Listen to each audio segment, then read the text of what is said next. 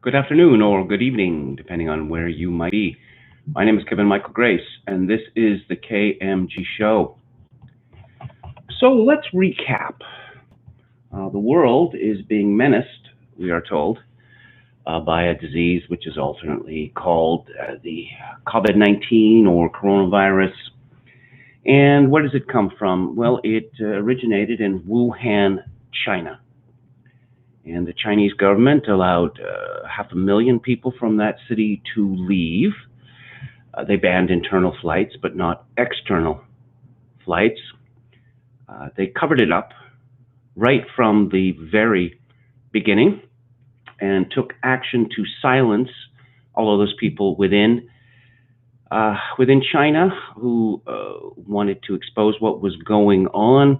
They put pressure on the World Health Organization to freeze out Taiwan from the situation, and they fed a line to the World Health Organization, which was adopted, and was also adopted by the government of Canada, that COVID-19, not a big deal, not even proved. It can be communicated from person to person, and the real epidemic is our old favorite, stigmatization, following from xenophobia. And so it's in that context that I'm going to talk about a remarkable essay in The Atlantic from Jack Goldsmith, who is described as a Harvard Law School professor, and Andrew Keene Woods, who's described as a professor of law at the University of Arizona College of Law. And the title is Internet Speech Will Never Go Back to Normal. Here we go again with the new normal. In the debate over freedom versus control of the global network, China was largely correct and the US was wrong. I'll repeat that. China was largely correct and the US was wrong. It begins, COVID-19 has emboldened American tech platforms to emerge from their defensive crouch. Well, we get into the falsehoods right from the very beginning.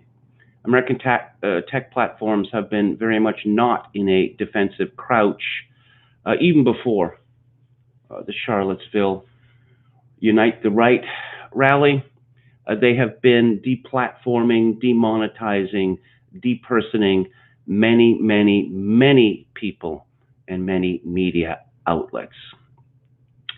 The story continues. Before the pandemic, they were targets of public outrage over life under their dominion. I don't know what that means. Today, the platforms are proudly collaborating with one another and following government guidance, yay, government, to censor harmful information related to the coronavirus. And they are using their prodigious data collection capacities in coordination with federal and state governments, yay, to improve contact tracing, quarantine enforcement, and other health measures. As Facebook's Mark Zuckerberg recently boasted, and everyone loves Mark Zuckerberg, the world has faced pandemics before, but this time we have a new superpower, the ability to gather and share data for good. Civil rights groups are tolerating these measures. Emergency times call for emergency measures, but are also urging a swift return to normal when the virus ebbs.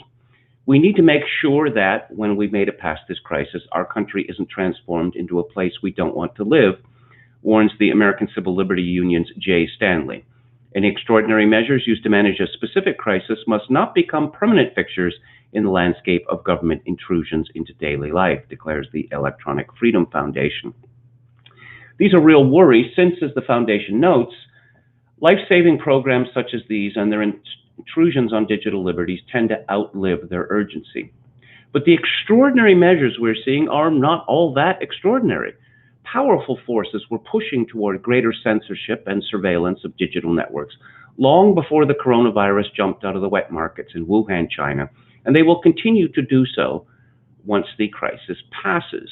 The practices that American tech platforms have undertaken during the pandemic represent not a break from prior developments, but an acceleration of them. As surprising as it may sound, digital surveillance and speech control in the United States already show many similarities to what finds in authoritarian states such as China.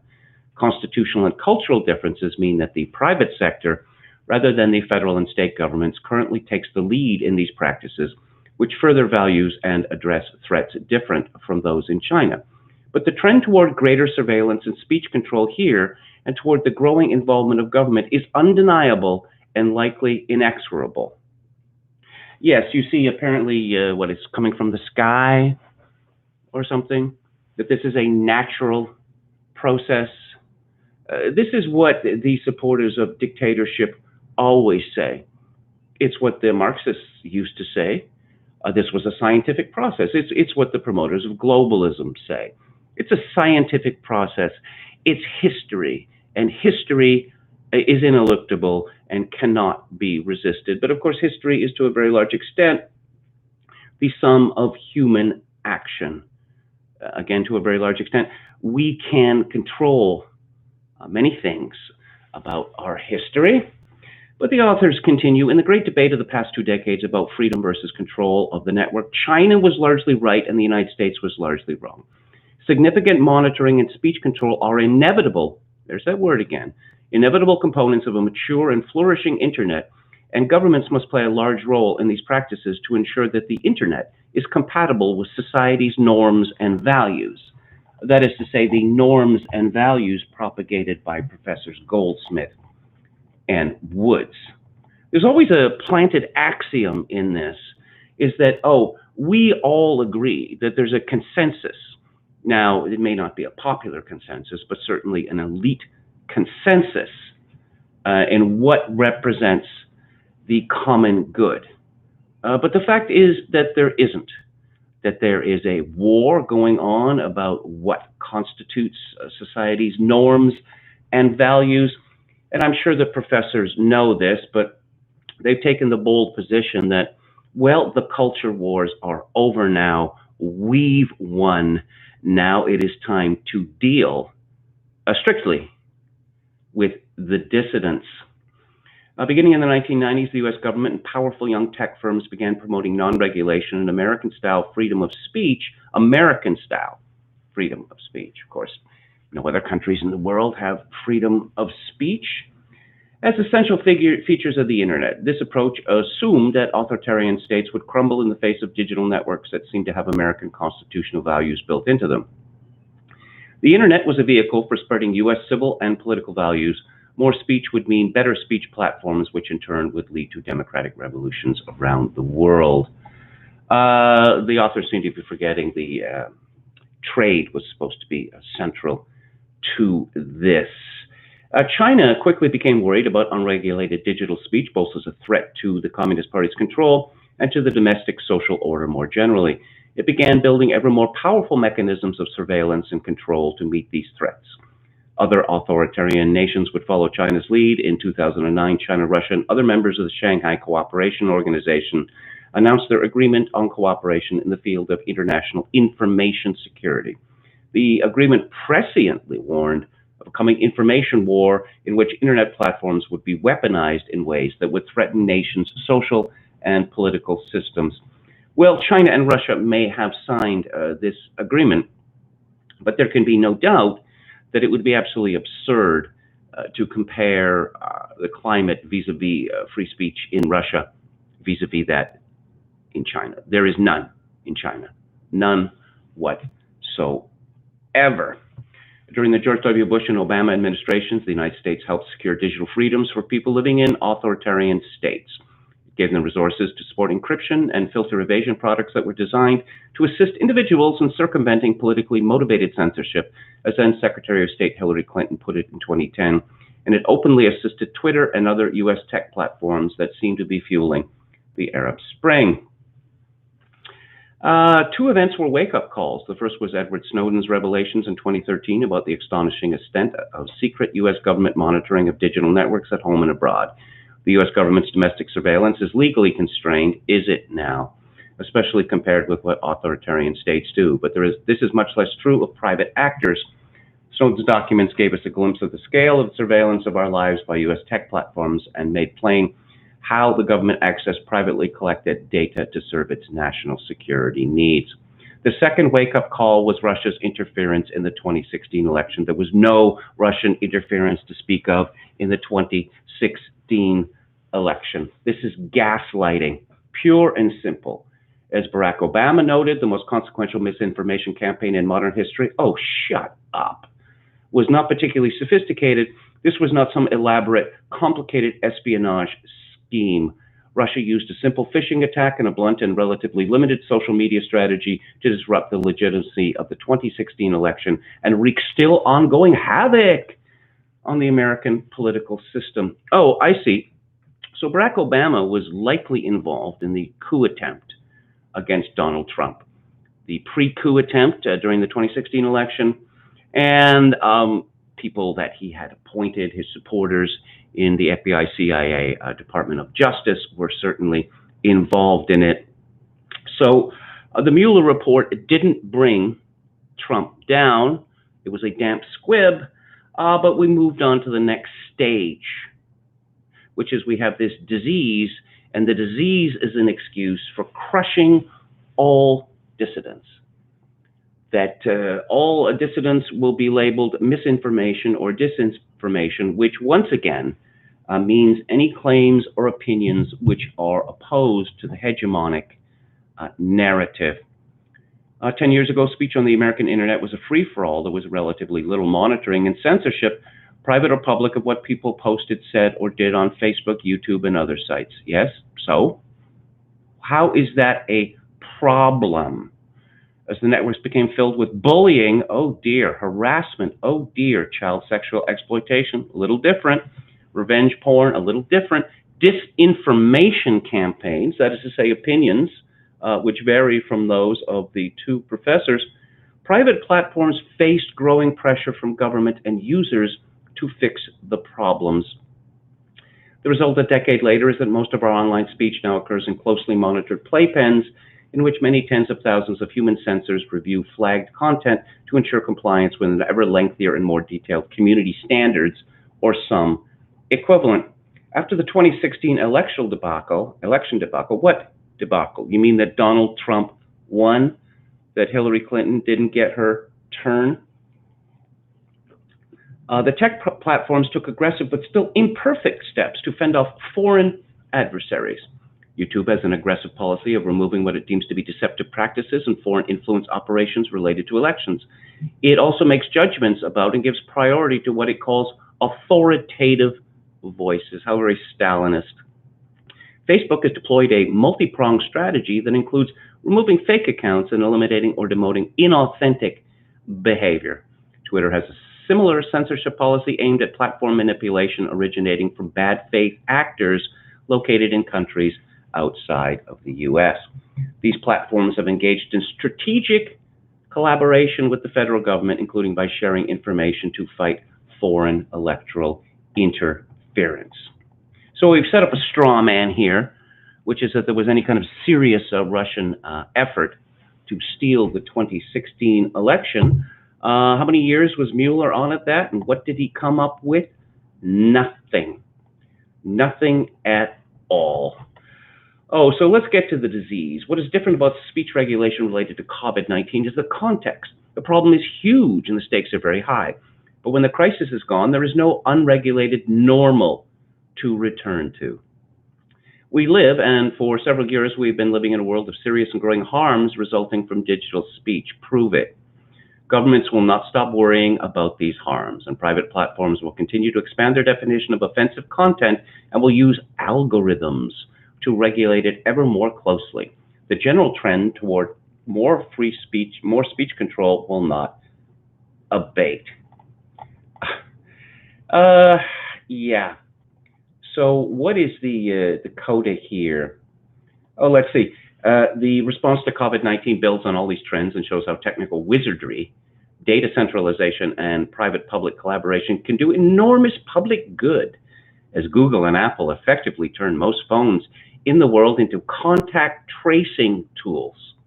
That's a good thing, because you want these companies to be spying on you all the time.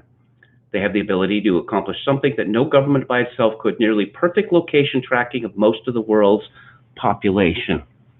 And this is a good thing because what? We want China's social credit system, where you earn points for saying how much You love President Xi Jinping, and you earn points based on how much you understand about the policies of the Communist Party of China.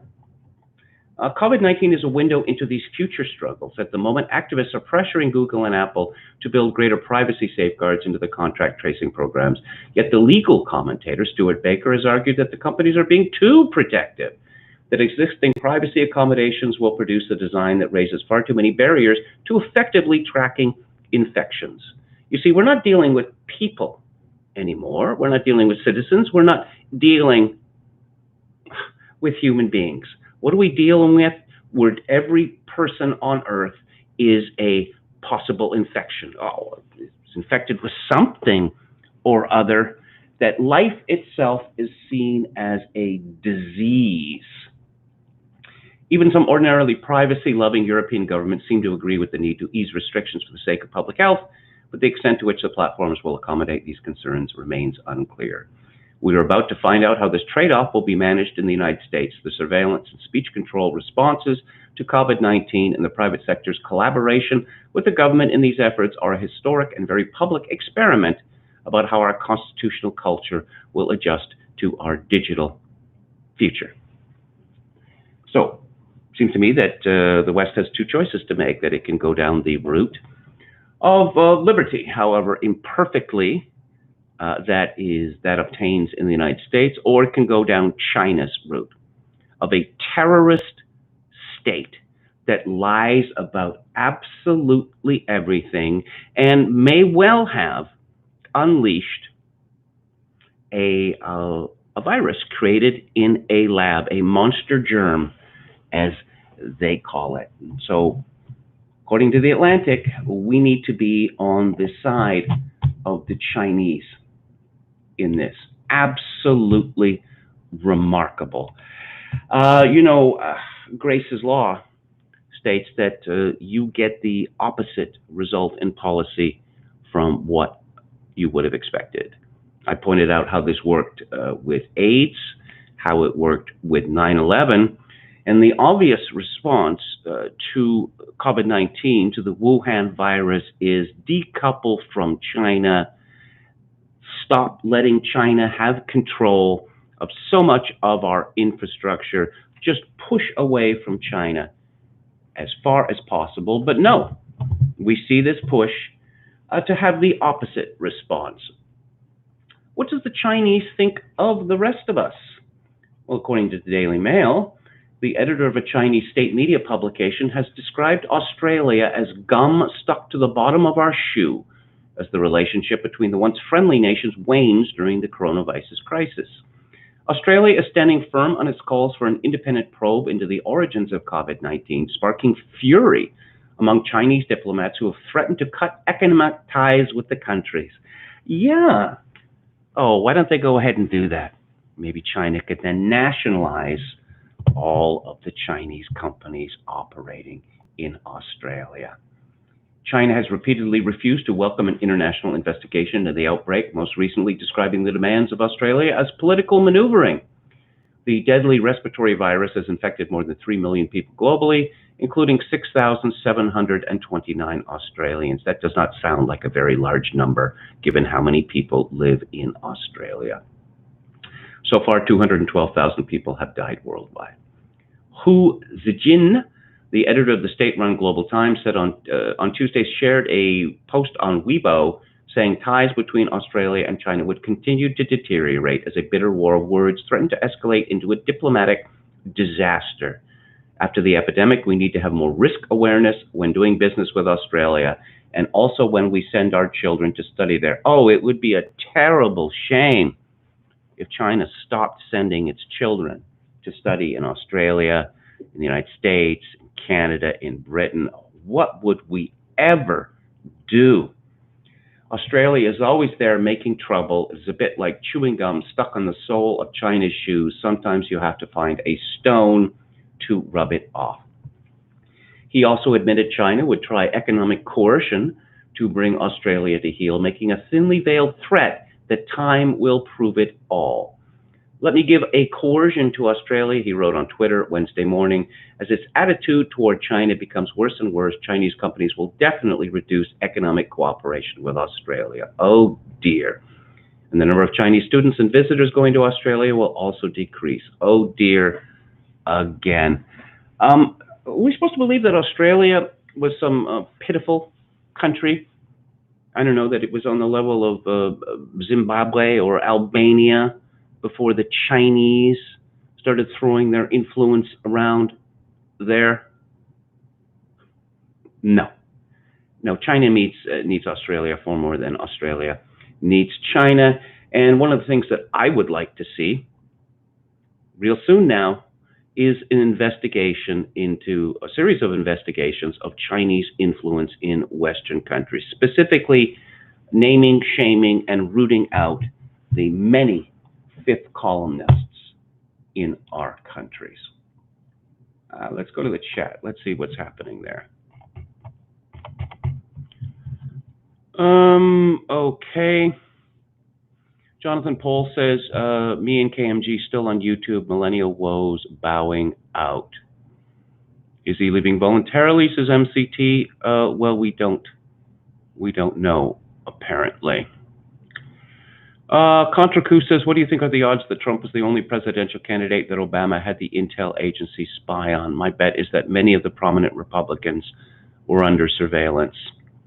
You know, when Snowden came out with his revelations, one would have thought that this might have knocked Obama off his pedestal, or when Obama talked about how good that he was good at droning people, killing people with drones, or when the American government claimed the right to kill anyone in any part of the world, including the United States, for any reasons or none. But no, Obama was the Black Messiah, so no, there was nothing conceivable that he could do to get himself knocked off the pedestal. Manfred von Thistlebaum says, I will not live in the pod, I will not eat the bugs. Well, we will see about that, won't we?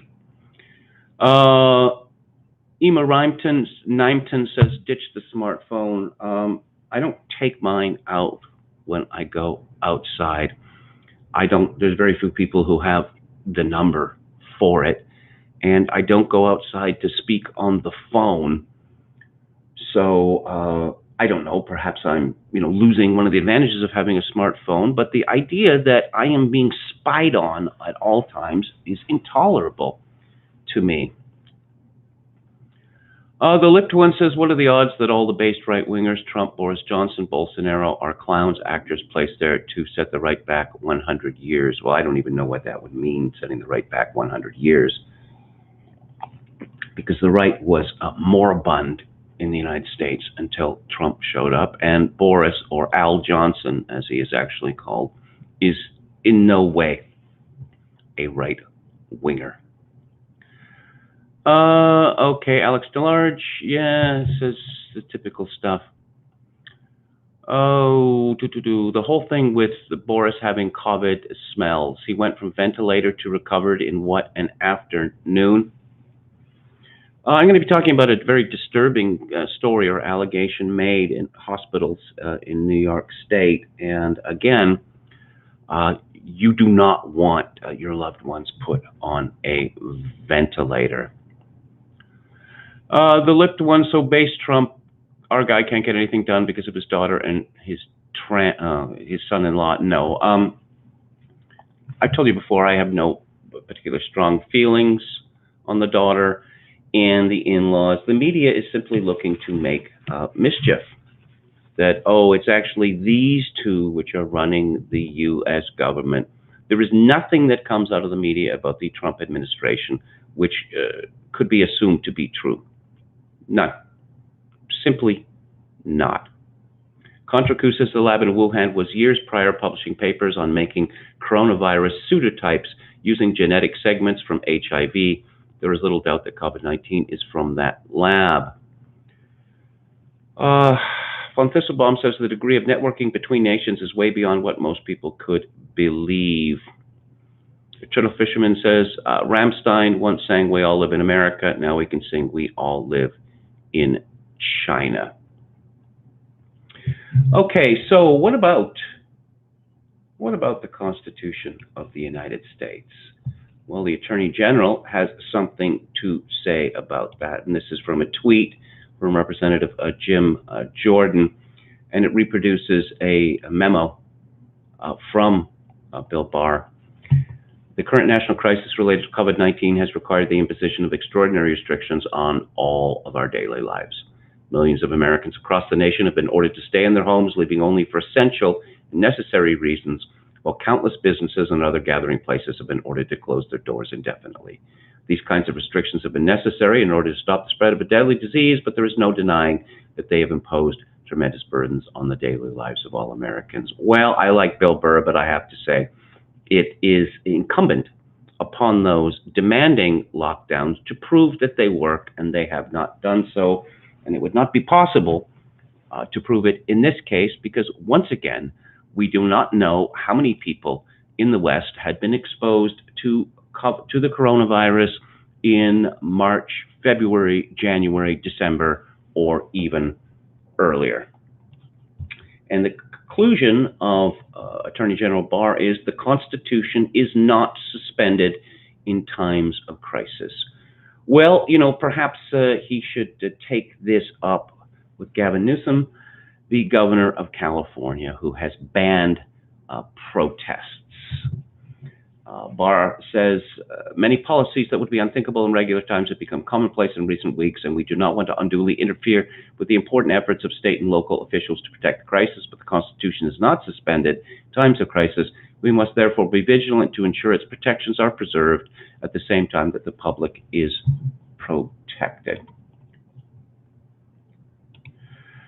Ilana Mercer is a libertarian. I used to know her a little bit. I did some editing work for her years ago. And she has decided that libertarianism requires that the civil rights of Americans be eliminated, because one's body is the legitimate object of government protection in a pandemic. I guess if it saves one life, she writes, having lived in both the developed and underdeveloped world, I've always associated social distancing with civility and civilization. Really? Keeping 6 feet or 2 meters distance. Don't want to get too close to other people. Cultures that honor personal boundaries have always seemed better than cultures that don't. More genteel, refined, and respectful. Ditto people who keep a respectful distance. They have more merit than those who get in your face. I suppose Ilana Mercer never gets on a subway train or a bus or an elevator or moves in and out of the foyer of buildings because social distancing, no. And I would guess that she's probably not a sports fan, so she doesn't go to Seahawks games or Mariners games. Which is why the wish expressed by so many freedom-loving protesters to violate the personal space of others is vexing. Yeah. Like how? By walking on the street? By going out in one's front yard or backyard? By going to, in Michigan, buying seeds? Yes, violating the personal space of others. Your health does not supersede my right. Give me liberty or give me COVID-19. I'm not required to descend into poverty to you. In the absence of clinical therapies or a vaccine for coronavirus, the successful return to work rests very plainly on the willingness of the citizenry to cover up, keep clean, and keep a distance. Why would anyone wish to infringe on another's personal space when the stakes are clearly so high? This reminds me of what Governor Cuomo, who I'm hoping will be facing manslaughter charges in the near future, he said that you don't have the right to infect me. No one is trying to infect you, Governor. You sound like a maniac. Insisting on unfettered freedom to come and go as one pleases. This is a bold new step for libertarianism. Self-protection comes at a grave cost to others. It could constitute aggression against innocent others. Why wasn't she saying this at the time of the last flu epidemic? Flu epidemics come and go all the time, and there were still Oh, people sitting in restaurants. They were still packing Yankee Stadium and the like. But no, this time it's different because it's a novel coronavirus. Oh, it's unlike any other virus the world has ever known. So that means all bets are off. Without property rights, wrote Anne Rind, oh dear, no other rights are possible. Since man has to sustain his life by his own effort, the man who has no right to the product of his effort has no means to sustain his life. Even more fundamental, however, is that without dominion over oneself, self-ownership, there can be no property rights. Rights to the avails of your labor originate in the right of self-ownership. If you don't own yourself, you cannot own anything else or produce anything, the avails of your labor and the products of your mind included. And if you are dead, dying, or incapacitated, you own nothing, at least metaphysically. Legally, you still own what you own. The right of self-ownership. Well, there's all manner of activities which are banned by governments. All manner of them. All sorts of drugs are banned. Certain candies are banned. There's a popular German candy which is banned in the United States. Various cured meats are banned. I could go on, but here is this woman talking about the right of self-ownership. In libertarian theory, private property rights originate in that most important of all titles, the title in one's body. That body, that font of life, whence all rights originate, is a legitimate object of government protection in a pandemic. For as I noted 2 years ago, whether they are armed with bombs or bacteria, stopping weaponized individuals. You mean like people with a cold? Because people with colds, they transmit this to other people. And depending on the state of one's immune system, colds can be deadly. Yes, they can be deadly. Stopping weaponized individuals from harming others intentionally or unintentionally falls perfectly within the purview of the night watchman state of classical liberal theory.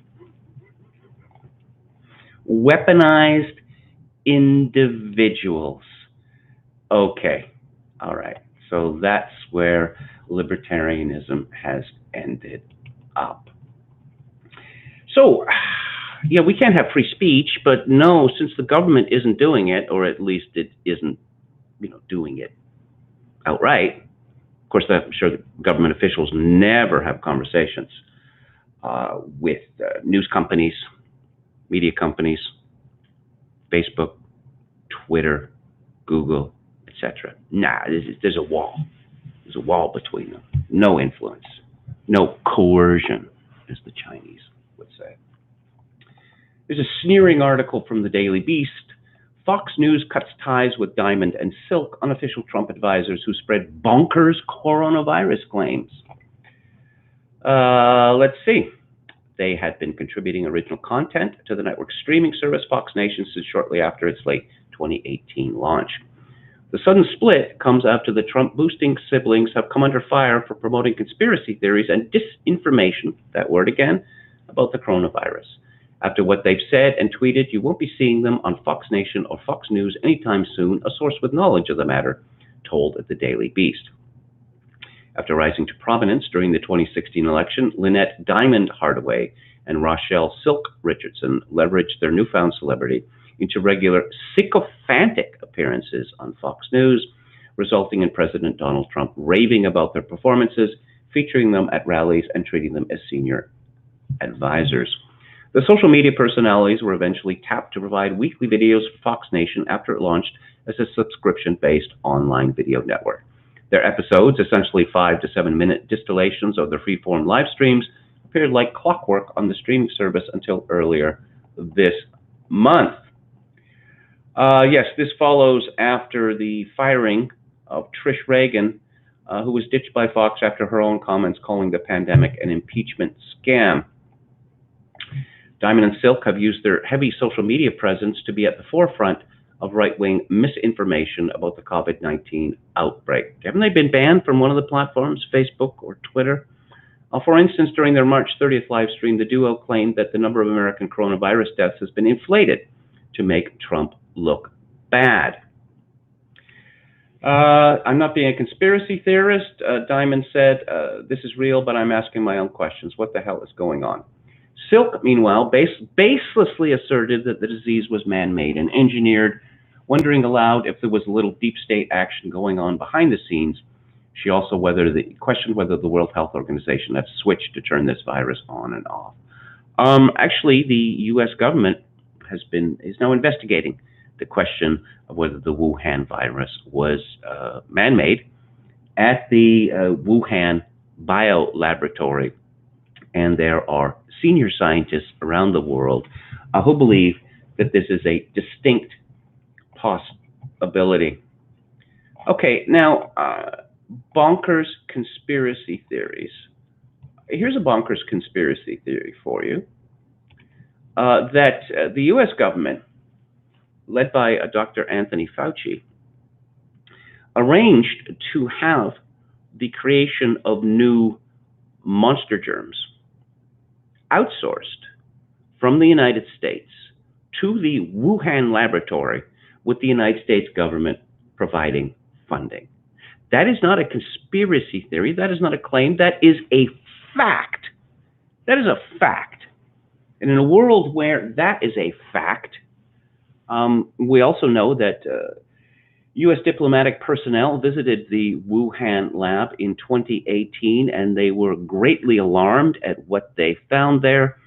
They prepared reports for the State Department. Again, these are facts. But in a world where these are facts, what would a bonkers conspiracy theory actually be? Now, Todd Gitlin, I recognize that name from the 1970s. He's this old lefty who's been around forever. He was an official in the Students for Democratic Society, who later became the Weather Underground. Yes, and he's a consistent hardcore lefty. He wrote in The Guardian, Rupert Murdoch, Fox News' COVID-19 misinformation is a danger to public health and must come to an end, I guess. And specifics. An open letter to James Goldston, president of ABC News, Phil Griffin, president of MSNBC, Andrew Lack, chairman of NBC News, Susan Zirinsky, president of CBS News, and Jeff Zucker, chairman of Warner Media News. And this open letter is from Susan Douglas of the University of Michigan, Todd Gitlin of Columbia University, Jay Rosen of New York University, and Barbie Zalzer of the University of Pennsylvania. Halt live coverage of Trump's COVID-19 briefings. Open letter to news outlets from professors of communication, journalism, and media studies. We demand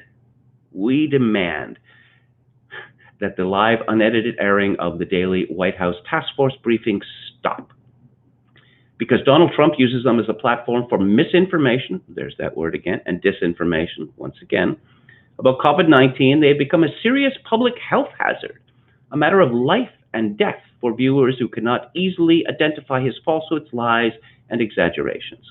We ask that all cable channels, broadcast stations, and networks, with the exception of C-SPAN, stop airing these briefings live. Instead, they should first review the briefings and, after editing, present only that information that provides updates from health officials about the progress and ongoing mitigation of the disease. We demand. Queen Elizabeth, the Virgin Queen, famously said to an important courtier, little man must is not a word addressed to princes. The demand concludes, whether news organizations continue to send journalists to these briefings rather than watching them on C-SPAN and then deciding what to report will no doubt vary by news outlet. But given that millions of lives are at stake, we demand that live coverage stop before more damage is done. It could be said in many contexts that the statements made by the President of the United States affect millions of lives, particularly when he's talking about military action or potential military action against other countries. So Trump is to be censored. The President of the United States is not to be broadcast live because if he is broadcast live, then the news media won't have the ability to edit what he says to put him in the worst possible light. These are journalism professors, and what they are agitprop professors. I talked last week about a video, or two videos, from two physicians in Kern County, California. And based on the testing that they had done, they came to the conclusion that the death rate from COVID-19 in California was 0.03%, which is substantially lower than good old regular flu. Mark Dice reports YouTube just censored Dr. Erickson's press conference about the coronavirus. In his professional opinion, he said it's time to reopen most parts of the country. Yes, and apparently the video goes up and then it comes down again, up and down, because we can't have anyone speaking out against the World Health Organization consensus.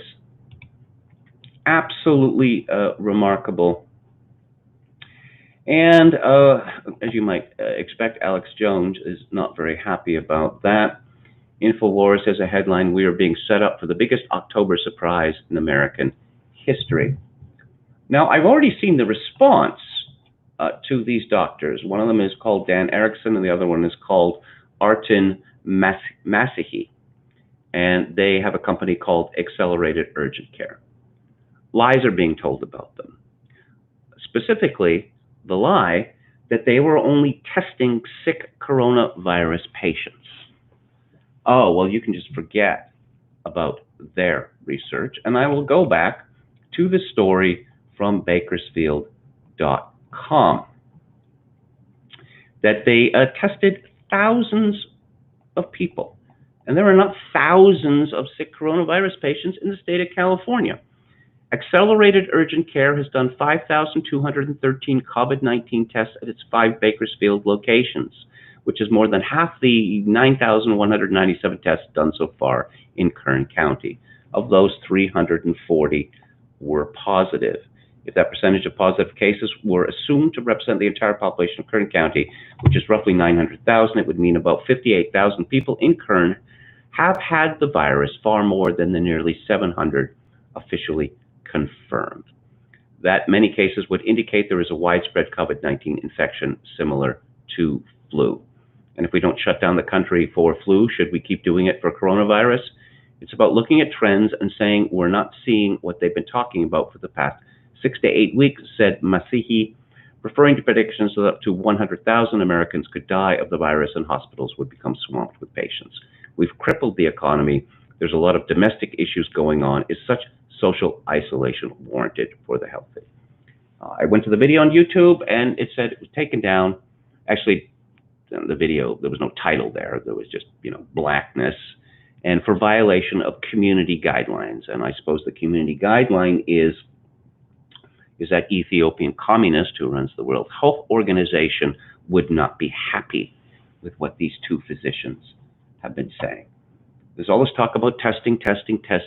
We need broad testing. Well, these two doctors arranged for broad testing where they live, and the medical establishment, or at least that which is represented by the World Health Organization, is not pleased with this. There's a piece in the Tyee, which is a independent British Columbia news outlet. It's by Andrew Nikiforuk, and I found this rather sad, this article. I met Andrew Nikiforuk, I guess, going back to, 1992. He was reported with the Globe and Mail. He wrote about education issues and other things. He's a very intelligent man.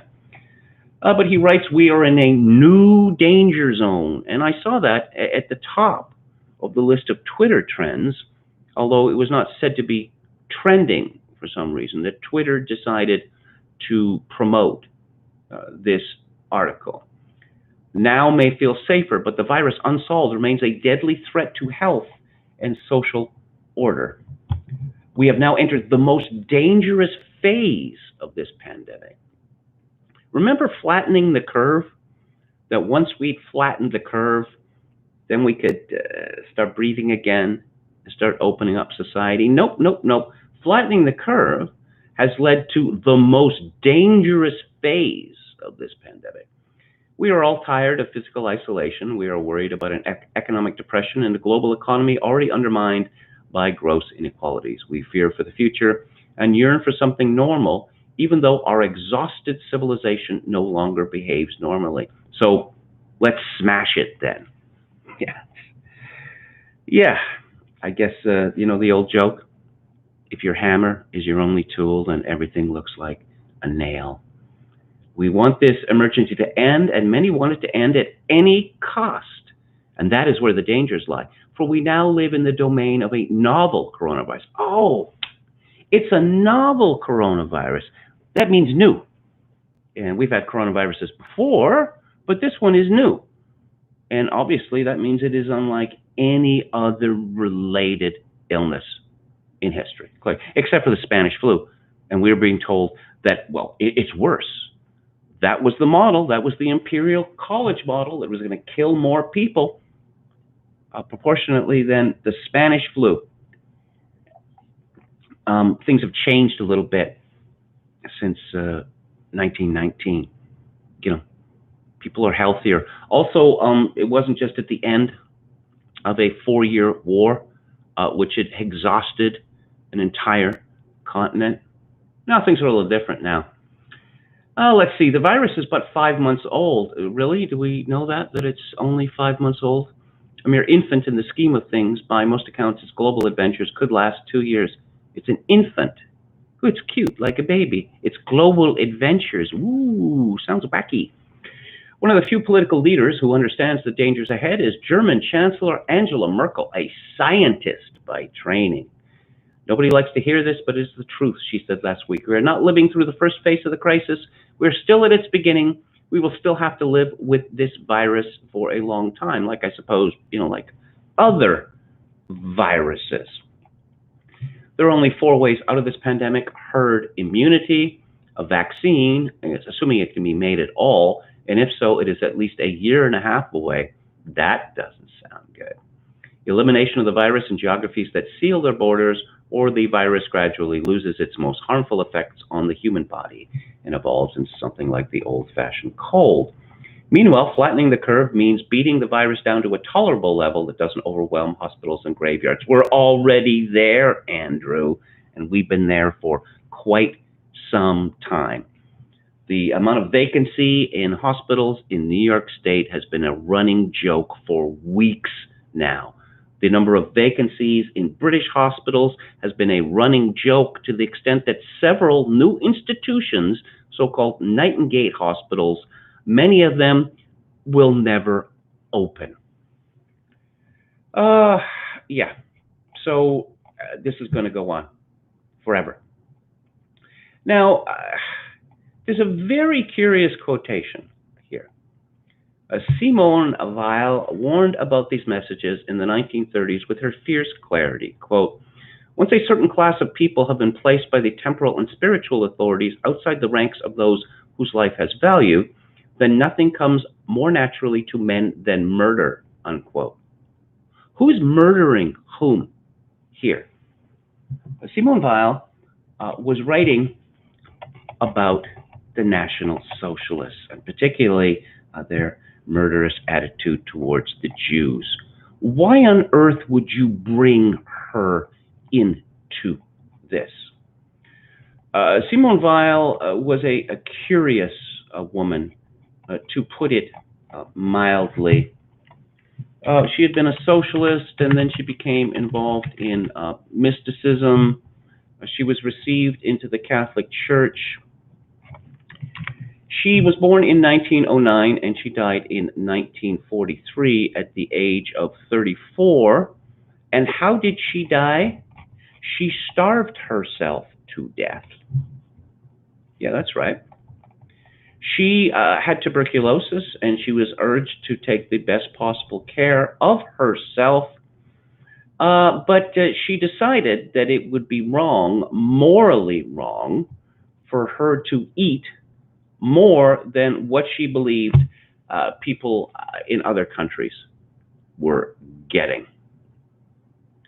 This is objectively crazy. This is a grotesque bid to demonstrate solidarity with the oppressed. I do not want to take advice from Simone Weil. Not that we're supposed to believe that she would have had any advice, that somehow refusing to lock us down for what, 18 months, 24 months, is just like Hitler? This is absolutely outrageous. Nikiforuk concludes, do not delude yourself or those you love. This emergency has just begun. Be a strong and active citizen. Yeah, lock yourself up in your house or your apartment. That's what being a strong and active citizen means now. Demand that leaders ignore the unruly waves of expedience and guide us instead carefully through those dangerous waters. If this keeps up for 2 or 3 months, politics as we know it will have vanished. We're going to be looking at a road war situation. Does Nikiforuk actually believe that we're all just going to wait? Oh, no jobs for you. And oh, yes, the food supply breaks down, say. And oh, no, we just have to ride this out and just ignore the unruly waves of expediency, such as the need for work, for income, for food, for something resembling basic levels of freedom. Alex Berenson reports from a physician in Michigan, his testing site is running at less than half its daily capacity and 2 other nearby sites have closed. There is not even enough demand for current tests because so few people are symptomatic. That's why the testing that those 2 doctors in Kern County did is so significant. If we only test sick people, then obviously we're going to be given the impression that this disease is particularly virulent and particularly deadly. If we test people who are not sick, then that is going to give us a different view of the situation, a view clearly that would not justify the totalitarian measures which have been taken. Oh, yes, Tom Hanks and his wife, we were told, had coronavirus in Australia. And since they are the world's most trusted celebrities, well, I guess we should do whatever they say. According to Good Morning America, Tom Hanks is doing what he can to help others after recovering from COVID-19. He was in this movie called Philadelphia about AIDS, in which he had sex once, and then he got AIDS. And this is a very sad story, very tragic figure, because homosexuals male homosexuals are known for their sexual reticence. The star, who announced his positive diagnosis in early March while filming in Australia, shared that he and his wife, Rita Wilson, who also recovered from the novel coronavirus, would like to donate blood. A lot of the question is what now? What do we do now? Is there something we can do? And in fact, we just found out that we do carry the antibodies. Well, one would expect that. We have not only been approached, we have said, do you want our blood? Can we give plasma? And in fact, we will be giving it now to the places that hope to work on what I would like to call the Hank scene. I'm not making that up. He actually said that. Let's go back to the chat here. Metal Mike says, where's Chad? I don't know. Dawn from Beyond says, never a mod when you need one. Was there some terrible stuff going on in the chat? If there is, let me know at the bottom. Manfred von Thistlebaum says, Tom Hanks has magic blood now.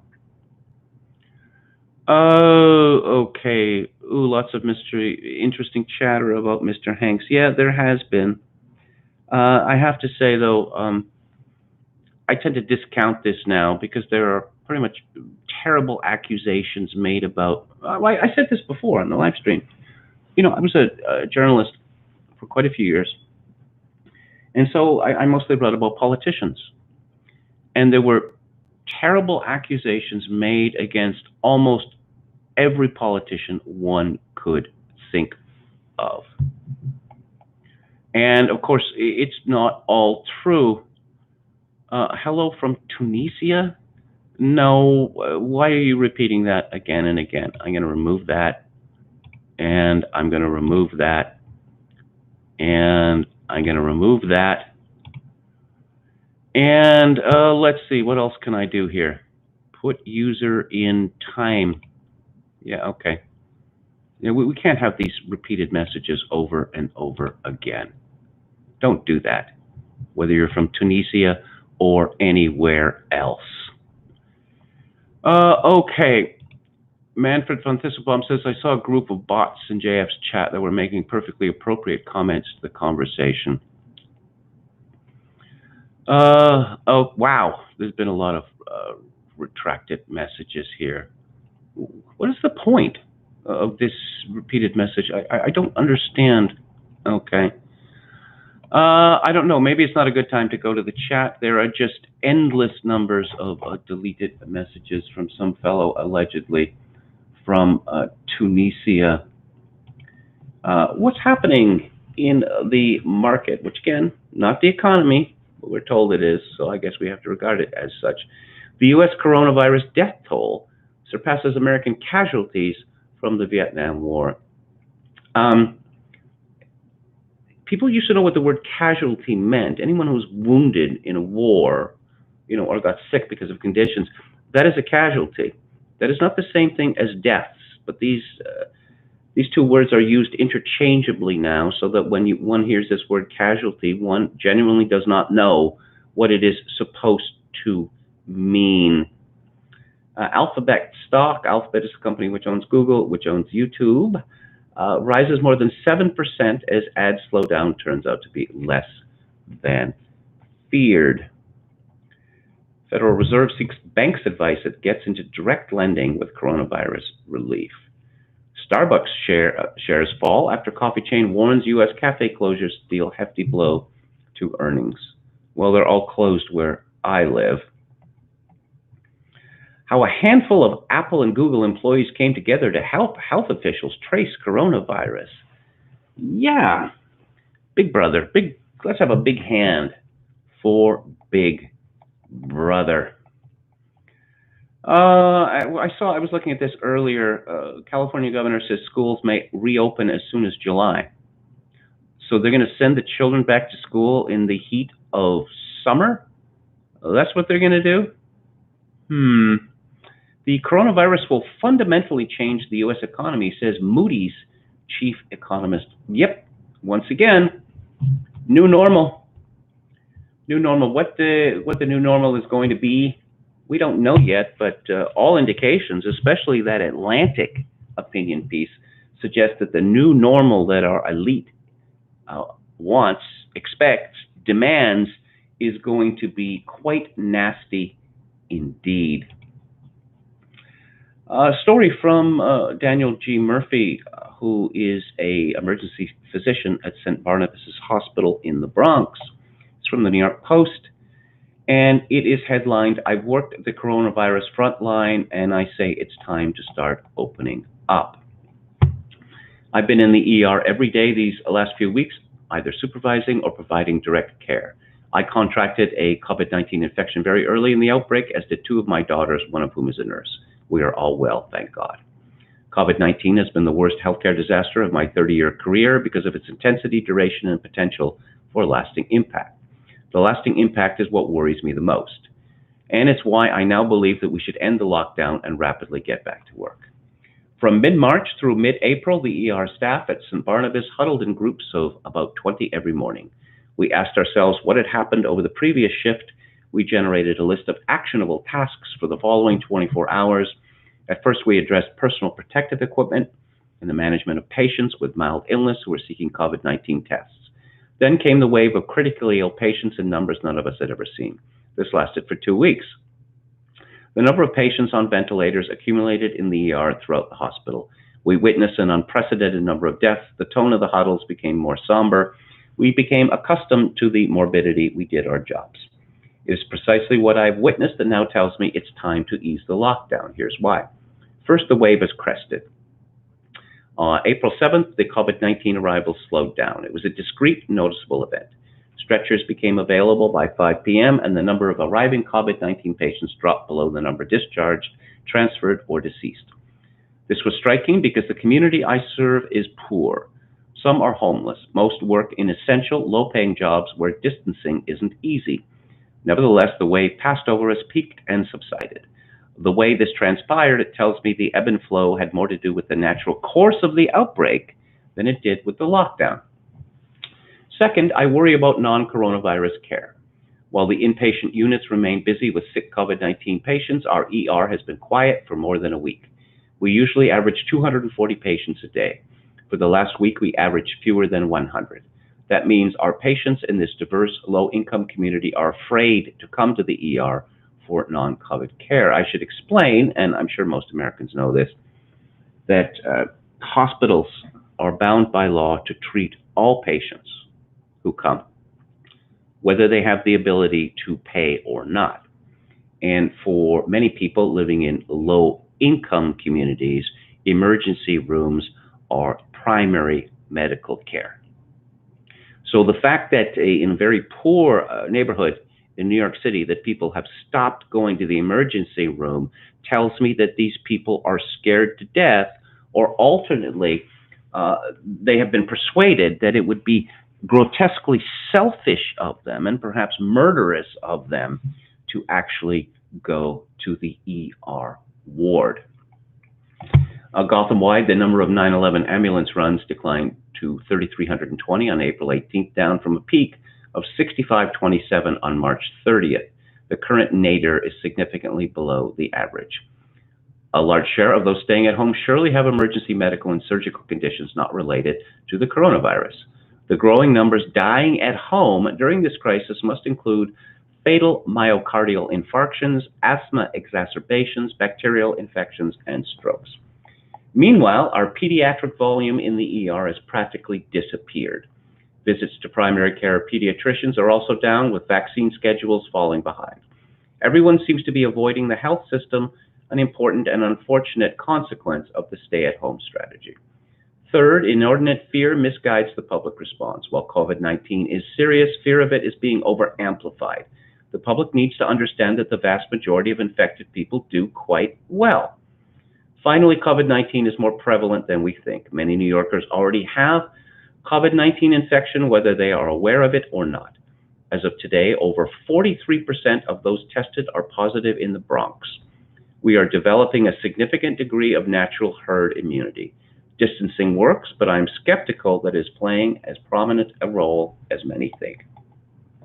More testing will better establish the numbers among those with mild illnesses and no symptoms. My professional experience tells me the number of infected people will be high. Testing is important work, but it should happen in parallel to the immediate resuscitation of the economy and getting people back to work.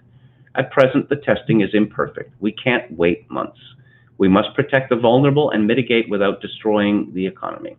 Stepping up to this virus can't be the job of essential workers only. We've been strong, but we're tired, and we need the rest of you to help us by getting back to work. And once again, Daniel Murphy, MD, is chairman of the Department of Emergency Medicine at St. Barnabas Hospital in the Bronx.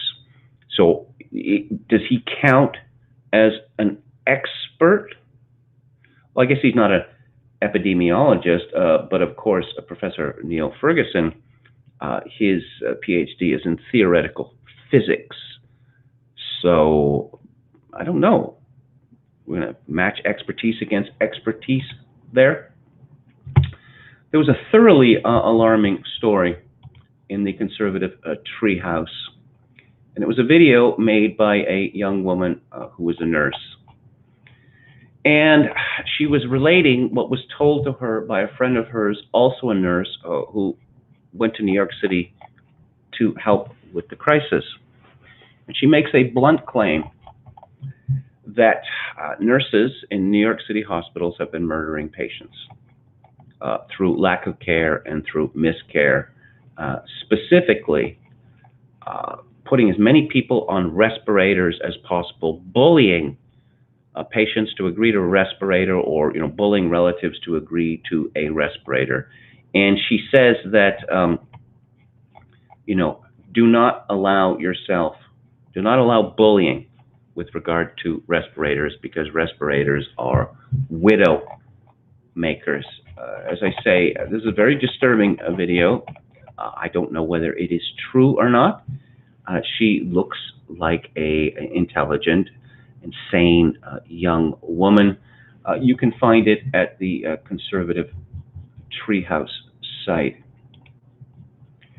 Now, the expert of the experts is Dr. Anthony Fauci. He warns that the U.S. will be in for a bad fall if coronavirus treatments do not work soon, as he warns it will not disappear from the planet once lockdowns end. Was anyone claiming this, that coronavirus was going to disappear from the planet? This is bait and switch. We were told repeatedly, got to flatten that curve. Another 2 more weeks, another week. Okay, the curve's been flattened. What are we told now? It's gonna come back worse than ever. Oh, really? How do you know that it's gonna come back worse than ever?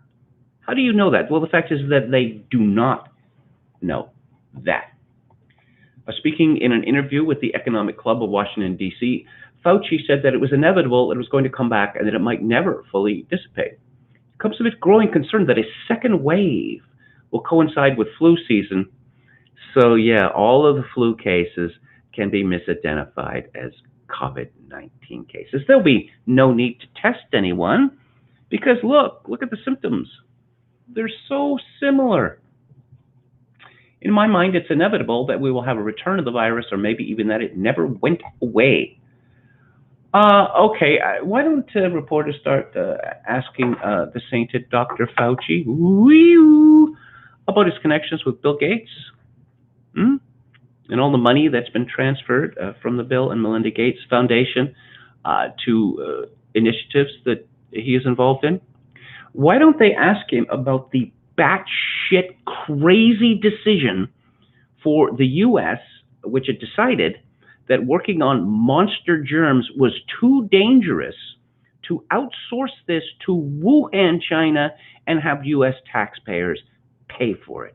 Yeah, Anthony Fauci signed off on that.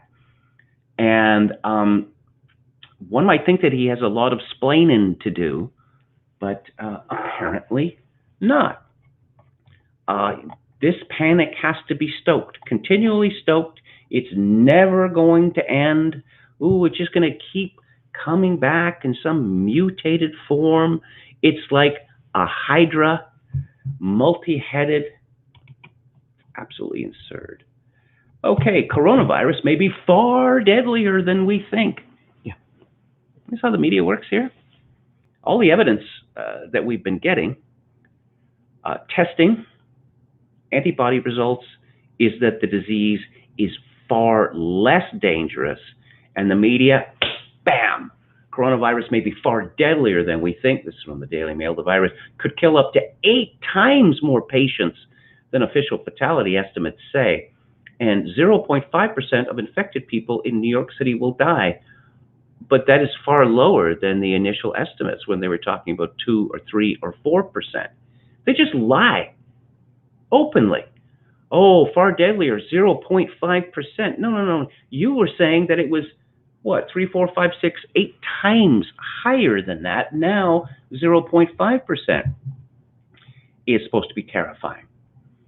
Fatality estimates have varied wildly for coronavirus, with many suggesting between 0.1 and 0.2 who catch the virus die.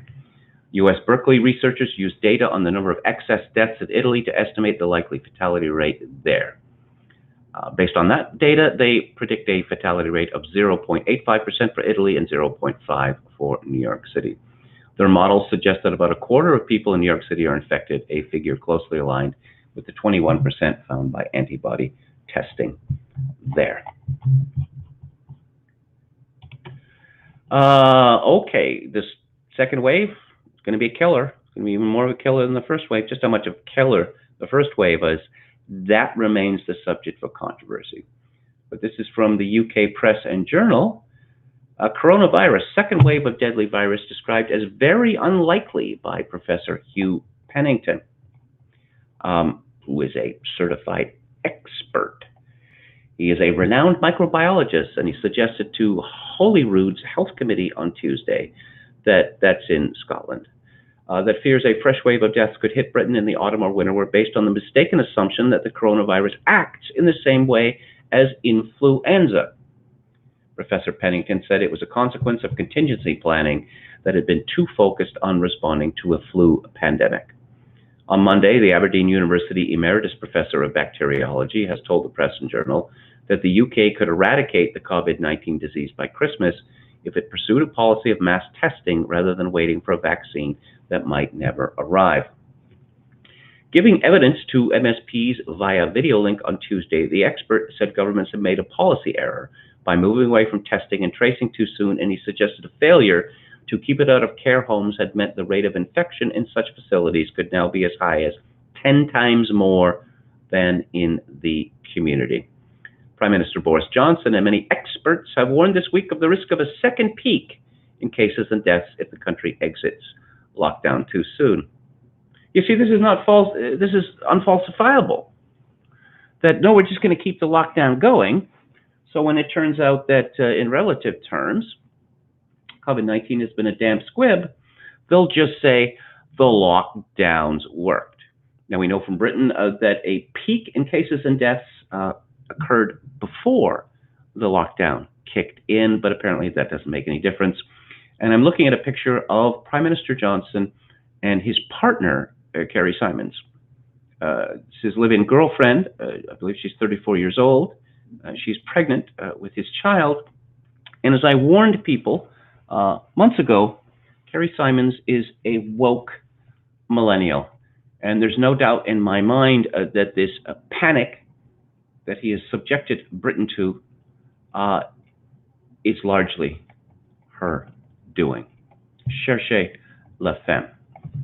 When asked if a second wave was inevitable, Professor Pennington said, no, I'm not sure where this second peak idea comes from. Except, well, I know where it comes from. It comes from flu. Because when we have a flu pandemic, we always get a second peak, and sometimes we get a third peak. Now, why we should get one with this virus, I don't quite understand. It just happens to be a phenomenon with flu, and I don't see any reason myself, and I haven't seen any evidence to support the idea that there would be a second peak of the virus. Pandemic contingency plans had often focused on a deadly flu outbreak, and Professor Pennington believed that was fueling fears of a second wave. It's something that I think is a hangover from the flu pandemic planning. I think what we'll get is, rather than a second peak, is the virus dribbling on. Maybe there will be local instances where the virus will take off, and so on. We haven't had a second wave in countries that have managed to control the virus, so why should we have one? I may be wrong, there may be a second wave, but I think it's very unlikely that there will be a second wave. Professor Pennington, who was chair of bacteriology at Aberdeen University from 1979 until his retirement with emeritus status in 2003, also suggested that many experts had been mistaken in raising hopes that production of an antibody test, which would tell someone if they previously had the virus, would be a significant step forward. Yes, so we have dueling experts, but those who say we're all going to die and the lockdown has to last, well, effectively forever, they are the ones getting all the attention. U.S. coronavirus, this is from CNN, U.S. coronavirus cases surpass 1 million as projections show death could rise in coming weeks. What is the use of these projections, of the models, if, oh no, we got to move them up, we got to move them down, they're down, down, down, okay, we can move them up again. Why are they moving them up? Well, because the numbers are being faked, and I will get to that shortly. The number of confirmed coronavirus cases in the United States topped 1 million on Tuesday, as researchers say the number of deaths could rise in coming weeks. There are at least 1,004,908 cases of the virus across the U.S., according to the tally from health officials by Johns Hopkins University. The grim milestone comes after several coronavirus models anticipate a rise in cases that will depend on how much contact reduction Americans practice, according to the CDC. The models estimate the numbers of cases and deaths on the state and national levels, and one model from the University of Texas at Austin makes metro area projections. State-level forecasts vary widely, reflecting differences in early epidemic phases, timing of interventions, and model-specific assumptions. Models that factor in strong contact reduction suggest deaths will continue to occur, but will slow substantially over the next 4 weeks. Now, so this model, was there any contingency in the model there for the governor of New York ordering nursing homes to be inundated with people infected with COVID-19 without these nursing homes having the capacity to shield the very old patients there from becoming infected? Was that built into the model? No, apparently not. No, apparently not. Excuse me. From the Babylon Bee, latest computer model predicts between 0 and 12.6 billion new COVID-19 deaths by summer. Yeah, it's pretty close to the truth. After several embarrassing and widely divergent revisions to the coronavirus projections of infection, hospitalization, and death rate used by government officials around the world to justify shutting down the global economy, experts at Johns Hopkins have now deployed a state-of-the-art super scientific computer model and have now determined that between 0 and 12.6 billion people will contract the disease and be completely dead by summer. The panel of experts came together to give Americans the true picture of what we are looking at, said Dr. Robert Redfield, director of the CDC, as he pointed to lots of completely accurate, up-to-date charts and graphs from the study. This is not just the flu. This is going to wipe out between 0 and 12.6 billion people before summer hits. Now, I should point out that the Babylon Bee is a satire outlet. As a result of the new predictions, the CDC has revised their guidelines for essential workers to not only continue to wear a face covering and regularly take their temperature, but to also begin praying to whatever higher power they choose as they await the impending death of everyone on June the 1st. The CDC website was updated with an infographic informing Americans that they had a final 34 days to slow the spread. We told everyone that there would be no ventilators and that hospitals were going to be overwhelmed across the entire nation by April, even with extensive social distancing recommendations and shutdowns in place, stated Dr. Anthony Fauci. Ooh, it didn't quite happen that way, so we went to get better numbers. Now it looks like in this new expert modeling that everyone will actually die by June 1st. We are super serious. It is absolutely vital that no one shake hands ever again, though after June 1st, it won't matter as much, he added. Oh, let's talk about faking. Let's talking about juicing numbers. William Briggs, statistician of the Star, says his coronavirus update number 11, robbing the cemeteries to pad death totals. Summary: there are many new things in this week's update. As I predicted, they're mining history to dig up old deaths. Now the forecasts won't look as bad. The man in charge of Pennsylvania's health system got caught juicing coronavirus death numbers. How embarrassing. America's reported case ratio is 32% of the world total. America's reported death ratio is 24% of the world total in the best medical system. Either we're dying off fast or our numbers are being juiced. We have shown for weeks true infection rate must be higher. Here's why. Estimated true cases about 20 to 40 million worldwide. Estimated true cases around 5 to 10 million in the US. Testing, therefore, can and will be used to drag this all out by making it appear the virus is spreading. He's providing an interesting H1N1 comparison.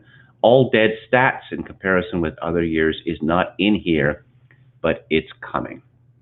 In no way do I want to give anybody to go away. Do I want anyone to go away thinking I said coronavirus is nothing, it does not kill. It is something, it kills. C'est la vie et la mort. Did you think that you wouldn't die? I do want you to go away thinking the response in many places was asinine. Virginia government elites to people, screw you. Maybe that's not the exact wording, but there was something about an elite saying state lockdown could be 2-year affair. 2 years. 2 years. How many non-elites could last 2 years? Don't answer that. It's rhetorical.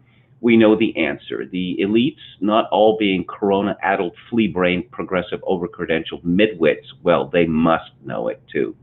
And they don't give a toss about the answer. What's the difference to them if a few of you have to go hungry or get tossed for your homes or end up shriveled up in some gutter? What you going to do? Vote for the other guy who's just the same as the first, only with a different party label? Go on, sucker. If one elite gets voted out, the elite that was elected in its place will hire the first into some government sinecure or corporate boardroom. He'll want the same favor someday, too. Pardon my sputtering and insensitivity. There's only so much of this idiocy one can take without lashing out. The government flack in the story is Virginia's health commissioner, which means you'd expect to know the difference between a zit and a donut. You'd be wrong, though, because this top health official in Virginia said the state could be in lockdown for the next 2 years. Look, it doesn't matter that this prediction was walked back. He still made it. This must mean that he is monumentally ignorant, which means his boss is incompetent or evil, or that he knows what he said and doesn't care, in which case he is evil or a coward. This one over-promoted bureaucrat is not the point. It's that we're surrounded with such clueless, uncaring, condescending, selfish, brutal elites, not superiors, elites. And he makes a reference to the Babylon Bee story that I just read. A month or so back, I predicted coronavirus models would be treated like global warming models. In them, the modelers are always discovering new lower temperatures in the past to make our times hotter. In the same way, and in order not to admit model failure, they'd have to make up the corona body deficit. Models set around medium 175,000 dead in the US, even with full lockdowns. I'll repeat that, even with full lockdowns.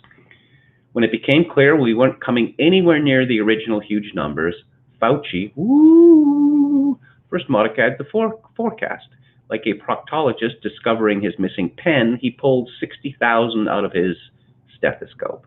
Nobody questioned him on how he arrived at that figure. Even that number began to look doubtful, though, as we saw. That's when they switched from dying from to dying with. When that wasn't enough, we heard of dying with suspicion. Remember that New York City discovered a few thousand deaths they called coronavirus, but which were never measured, or did we already forget? Even New York City's discovery wasn't enough. I predicted that since you can't make up dead bodies like you can with Chicago voters, for total all death counts, they'd have to reclassify some older deaths as COVID, and they're doing it. Headline, U.S. deaths soared in early weeks of pandemic, far exceeding number attributed to COVID-19. Yeah, they did stick a caveat in there. Why not? It will be forgotten instantly. The excess deaths are not necessarily attributable directly to COVID-19. Yep, they could have been caused by, flu, as is usual, but no one will remember this clarification. Only the higher death toll will be quoted. Now, excess deaths are calculated via statistical modeling. These are statistical deaths, not verified deaths. Yes, it's usual practice, but it does not follow that usual practice equates to good practice. There is never proof in these models. The peaks we see every fall are all caused by flu. That's just an assumption. It's usually not a terrible assumption. The assumption is now the peak was coronavirus. This is less justified for all the reasons we've discussed. I believe, however, that if you add the flu numbers, which before CDC had reported around 24,000 for the season, and which they stopped reporting on the main flu page, to the juiced numbers we have, we'll make the 60,000, and we might even be somewhat closer to the face-saving 100,000. This must be done. Can you imagine modelers stepping up to the mic and saying, oops, sorry for the multiple trillions lost and millions of lives ruined and worse, we forgot to divide by 2. Besides embarrassment, is there another reason for the discovery of extra deaths? You bet. Here's that reason, quote, the national tally also shapes the public perception of how serious the disease is and therefore how necessary it is to continue social distancing despite economic disruption. How it's necessary to stay locked down because people died in the past. Before we leave the topic, note that the newly discovered deaths are not yet included in the official totals. Those are just still dying with suspicion. Be interesting to guess if and when this move will be made. To do that, we'll wait until the U.S. model below. So, it's true that in many cases, deaths are underreported on a daily basis.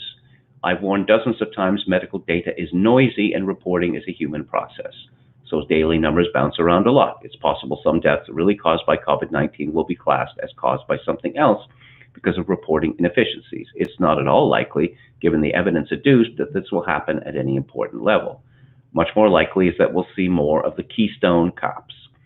Pennsylvania tried to juice some county-level deaths but got busted.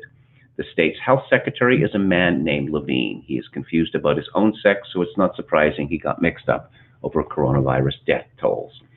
According to the Philadelphia Inquirer, twice in the last week, Pennsylvania's official COVID-19 death count spiked. Then on Thursday, the number plummeted. Officials from the State Department of Health provided several justifications for the fluctuations, citing technical issues, lengthy investigations, and the addition of probable deaths, those considered to be caused by the coronavirus but without confirmation from a test. But facing mounting questions about the accuracy of the count, officials on Thursday removed more than 200 probable deaths from the tally, further complicating the state's accounting of the pandemic. Dr. Levine, who is now called Rachel Levine, said, "We realize that this category can be confusing since it does change over time. The state's coroners, tasked with investigating suspicious deaths, have grown increasingly frustrated by the health department's reluctance to seek their help. Some have said the department's numbers did not match what coroners were seeing. Those concerns caught the attention of State Senator Judy Ward, who is advocating for a bill that would give coroners a bigger role in this crisis. There's a discrepancy in the numbers," Charles Kiesling, president of Pennsylvania Coroners Association and a coroner in Lycoming County, said Thursday. "I'm not saying there's something going on. I'm not a conspiracy theory guy, but accuracy is important." Confusion began Sunday when Pennsylvania raised its coronavirus death toll to 1,112, an increase of 276 overnight. On Tuesday, the department reported another spike from 1,204 to 1,564 deaths. Levine said the surges reflected deaths that occurred days, even weeks in the past, which can happen. But he first tried to blame the surge on a computer glitch. Where's Bill Gates when you need him? Selling birth prevention products to Africa and vaccine tracking systems to the West? Never mind. Eventually, the discrepancy was explained as a reconciliation of multiple reporting systems and the culmination of that data validating effort. Yes, bureaucracy speak is always convincing, ever comforting. Stay with me here. This is the proof about numbers juicing, which we predicted would happen. On Tuesday, Levine reported 300 probable deaths in the day's count, but appeared to indicate the situation was new. That same day, department spokesperson Nate Wardle told the Inquirer some probable deaths had been included in the count for at least a week or maybe longer. Then, on Wednesday, he backtracked, saying that although probable deaths had been added to the reporting systems as of April 13th, the day before federal guidance changed, they weren't included in the state's official count until Tuesday. Wardle added that despite Levine's public comments, none of the deaths reported Sunday were considered probable, meaning the first surge was due almost entirely to lags in reporting. Remember how we said that the new guidance would lead to numbers juicing? We saw it in the numbers almost immediately. We see it here in the paperwork. Or maybe it's all lags in reporting. Yes. Let's see, Justin Hart has another example from San Mateo, California. You remember the 2 new deaths out of Santa Clara from autopsies performed on deaths which showed the earliest known victim here in the U.S.? Those were added just yesterday as 2 new deaths because, broken record, all the dates you have are wrong. Justin Hart continues, as we pointed out ad nauseum, there are a treasure trove of unreported bad data reporting, misreporting, and straight-up scandals that reporters could uncover if they wanted to, but I get the sense that they're much more comfortable with an increase in deaths daily. And he mentions Drs. Erickson and Masahi, and he says, better watch it fast. YouTube is purging it everywhere it appears. Millions of cases, small amount of death. We see that. Below 2 and prove it a different way. Their numbers are better than mine, as you'll see, because I went with a much higher ×10 case fatality rate. Dr. Erickson said, we aren't pressured to test for flu, but ER doctors now, my friends that I talk to, say, you know, it's interesting.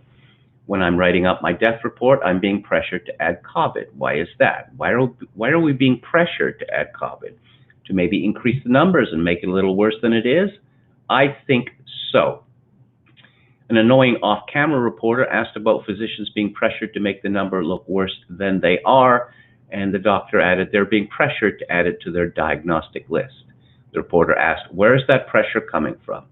The doctor said, probably coming from the hospital administration. They said, we're being pressured in-house to add COVID to the diagnostic list when we think it has nothing to do with the actual cause of death. The actual cause of death was not COVID, but it's being reported as one of the disease processes and being added to the death list. They died from COPD. They had COVID. COVID didn't kill them. 25 years of tobacco use killed them. And I said it 100 times and we're sick of hearing it, but our naive model is a model of reported numbers, not actual cases and deaths. Nobody knows what the actual cases and deaths are. I presented evidence that actual cases must be higher and actual deaths lower, but I make no claim to know the right totals. My global data source succumbed to the virus in the middle of last week, so I had to switch to Worldometer. There are differences in the counts between the two sites, as there are between all sites. I've told you 100 times that medical data is messy. My US source remains the same, and even their numbers differ from everybody else's, which also differ from everybody else's, as expected.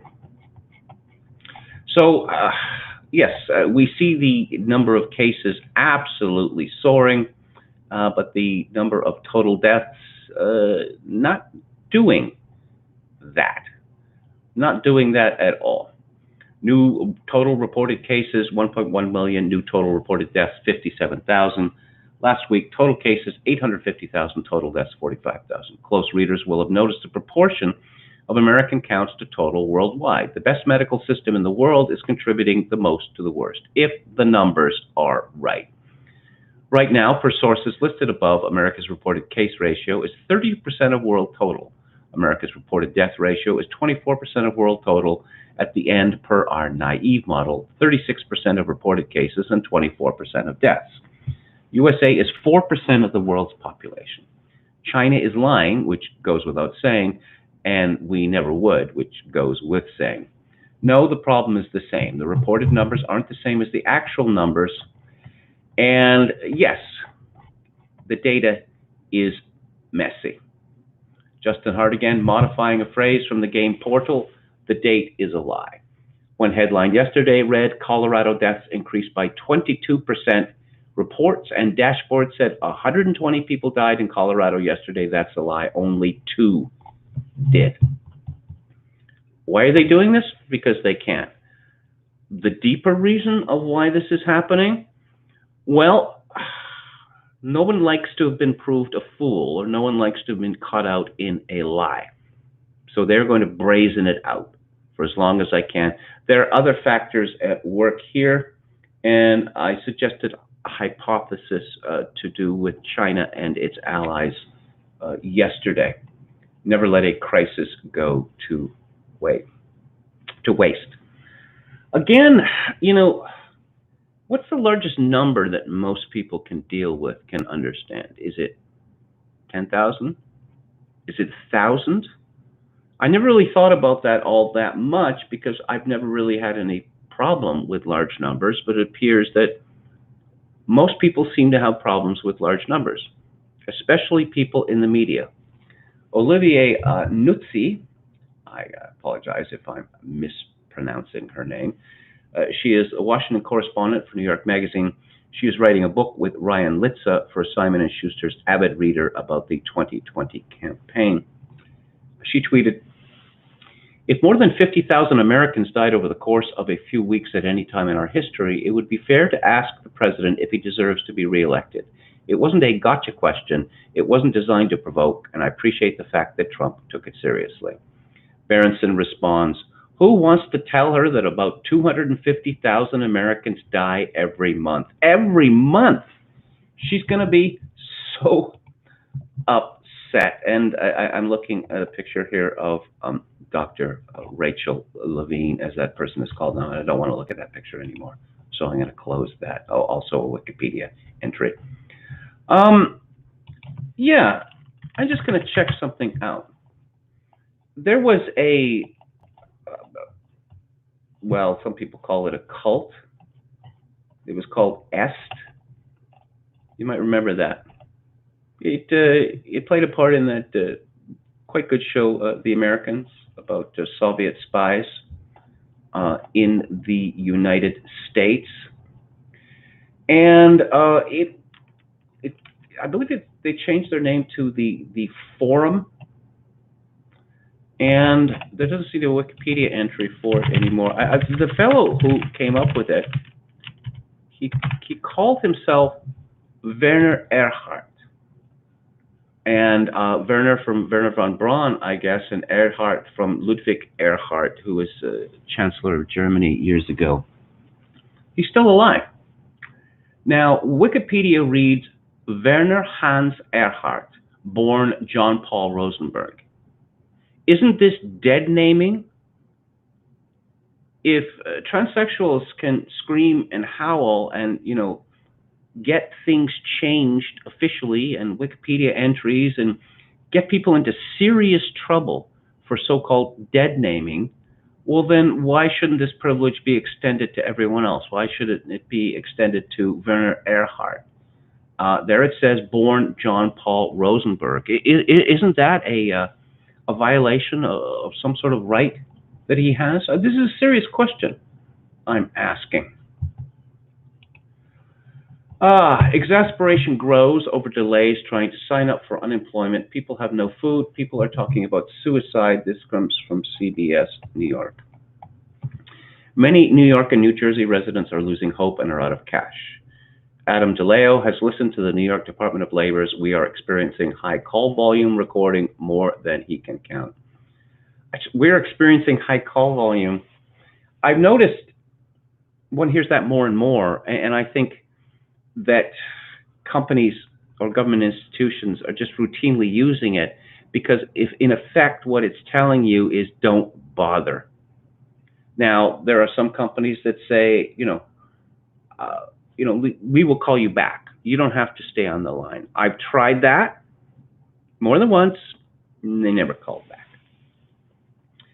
When he was laid off at the beginning of April, Adam DeLeo filed for unemployment benefits online. Every time he logs in, he gets this notice to complete the claim. Call the claim center. It's like calling into a radio station for like the 100th ticket, to be the 100th caller to get that ticket, see the concert. That's what it is when you're calling into the New York State Department of Labor. He went on Twitter and got a response from the Department of Labor telling him that he was put on a callback list. Yes, I'm waiting for this call, but I don't even know how this call is going to go, which also is another hurdle within itself that I'm nervous about. He's looking for a new job. He is among 1.4 million New Yorkers who have filed for unemployment benefits in 6 weeks. The Department of Labor says it launched a new web application with Google, has dedicated more than 3,000 representatives to answer phones, and has paid over $3 billion in unemployment benefits. Governor Cuomo said, "We're out of money now. We are now running a $10 to $15 billion deficit. We're out of money now." So people are asking questions. A woman called Michelle Itzy created a Facebook page called New Jersey Unemployment Pandemic to help all those in need, including herself, get some answers. More than 850,000 New Jersey workers have filed for unemployment since March the 15th. People have no food. People are talking about suicide. We're literally begging you, sir, please come out of your ivory tower. Come down here in the trenches with your people and actually see what's going on. Answer us. This will not make anyone feel any better, but we are leagues ahead of virtually every other state. There's still a backlog, said a government employee. From study finds, losing it. 72% of lockdown Americans say they'll reach breaking point by mid-June. 100% of surveyed Americans agree they'll snap if stay-at-home orders last longer than 6 months. Well, now we're being told that they are going to last longer than 6 months until there's a vaccine, which might come never, or until we can be sure that the Hydra-headed COVID-19 will not hit us again and again and again and again. Game over, man. It's all over. 1,895 U.S. citizens over the age of 18 were surveyed earlier this month, and 72% said they expect to reach a breaking point by mid-June. The survey was conducted between April 3rd and 6th, and at that time, 16% said they had already hit their breaking point, with that number rising to 25% within the next 2 weeks. Broken down by sex, 20% of surveyed women had already reached their breaking point, and 12% of surveyed men said the same. Half of women felt they hit rock bottom within 4 weeks of the survey, and 76% in 2 months. From Bloomberg, Americans on cusp of meat shortage with food chain breaking down. Well, the numbers, the news just gets better and better, doesn't it? So how's this going to affect politics? According to the Daily Mail, Donald Trump says he has never thought of moving date of November election as he tries to project calm at Rose Garden press conference after his disinfectant disaster and a weekend of rage tweeting.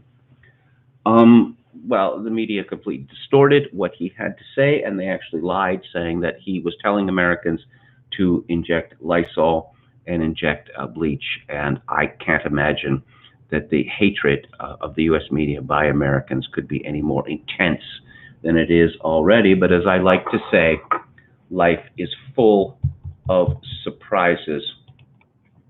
I'm looking at world-o-meters. Sweden, confirmed cases, 19,621, and this was updated today. Deaths, 2,355. Is that really such a large number?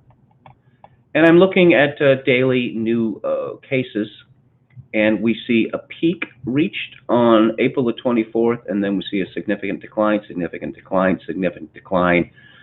that on April 27th, it was about 40% of what it had been on the 24th. Daily new deaths in Sweden. Well, we see a numbers problem here because we see a peak of around 180 on, what is this? April the 21st, 185. And then we see a fall, a big fall, and then a jump, and then an enormous fall, and then a fall to 2 on April the 26th, and then supposedly a jump to 80 the next day. So it's clear. I mean, it should be obvious to everyone by now. This is not contemporaneous reporting, but the media is trying to gaslight us. The United Kingdom, coronavirus cases, 161,145, deaths, 21,678, recovered, not applicable. I wonder why that would be. We see a peak on April 10th, daily cases of 8,681, and a flattening since then. And of April 27th, daily cases, 4,309. And we see an enormous fall in the number of daily deaths, 980, April the 10th, April the 27th, 360. But again, these figures are not contemporaneous. A rather disturbing poll from Ipsos. Should the economy and businesses open even if the virus is not fully contained?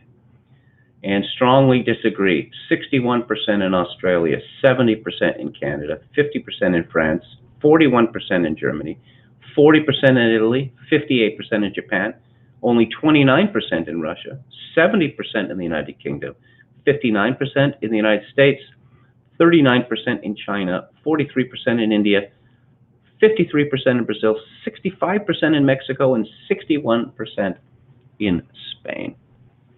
The difficulty with such surveys is it doesn't really measure intensities. Now, the people who are being destroyed by this, they care a great deal indeed because they have skin in the game. Teachers are being paid. College professors are being paid. Government bureaucrats are being paid. They're not doing any work, but they are being paid. People who are so-called non-essential, the non-people, they need to get back to business. And of course, there is the, the freak out factor that I mentioned a few minutes ago. That, they're playing games over the internet and singing songs and such like. This is already appalling. Let's see, more than 1 million Australians have downloaded a coronavirus contact tracing app within hours of it being released by the government. Yes, I want the government to know everything I do at all times. Of course, Australia is a country where it is mandatory, where voting is mandatory. Imagine that. And there is a disgusting illustration of happy people holding their smartphones, and I guess they're happy. There's three of them because the government is watching them at all times, and I suppose that makes them feel safe and warm inside. According to Lockdown Skeptics, which is the blog of Toby Young, the Daily Express leads with a minute's silence for NHS workers who've died of COVID-19 that was observed at 11 a.m. this morning, and the fact that the families of frontline NHS and social care staff in England who've died will receive £60,000 in compensation, which was announced by Matt Hancock at a Downing Street press briefing.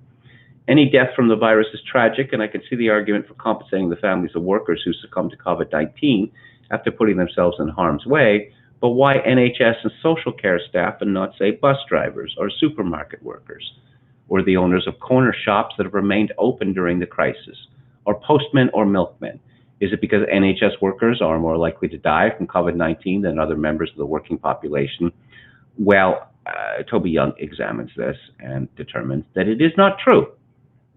Now, the NHS is huge, anywhere from 1.4 to 1.7 million workers in Great Britain, and it turns out that their likelihood of dying from COVID-19 is less than that of the average Briton. But expect to be told again and again that the opposite is the case, and Britons can be expected to bully into clapping for the NHS every Thursday. But it's not as bad as where I live and where most of my listeners live, because at 7 p.m. every evening, there's this inane banging on pots. Let's see. This is a good point. At last Friday's Downing Street Coronavirus Summit, according to the Telegraph, Boris Johnson quoted Cicero's motto, "Salus populi suprema lex esto." This has been widely translated as meaning the health of the people should be the supreme law, but a reader of this site begs to differ. He points out that the Latin word salus means a lot more than physical health. Among other things, it also means a sound or whole condition, welfare, prosperity, and that is from Lewis and Short's Latin Dictionary. In other words, the well-being of every aspect of human society, not just physical well-being. Cicero's motto doesn't mean physical health should take priority over everything else, including the economy.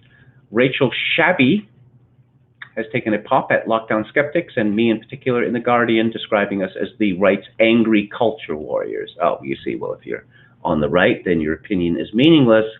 And if you have an interest in culture, that is to say, if you are not in favor of permanent social revolution, that makes you a bad person indeed.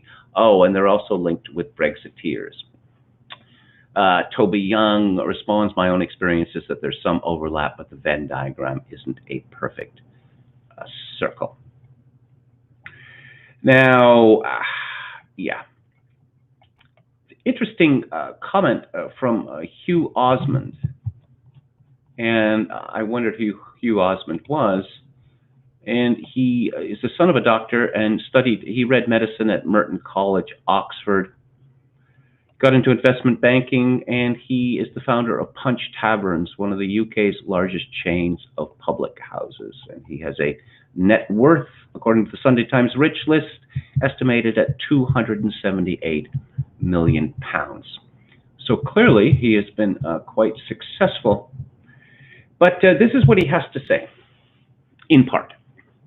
Headline-grabbing predictions by advisors such as the Imperial College team were derived from inappropriate model inputs with unreliable early data. On the most cursory analysis, it was apparent that the model bore no resemblance to the reality, and the Imperial modeler should have been quietly dropped from the advisory group. Similarly, even before the epidemic arrived in the UK, it should have been obvious from the experience in China and Italy that spread of infection by asymptomatic individuals within hospitals and elsewhere was an enormous problem.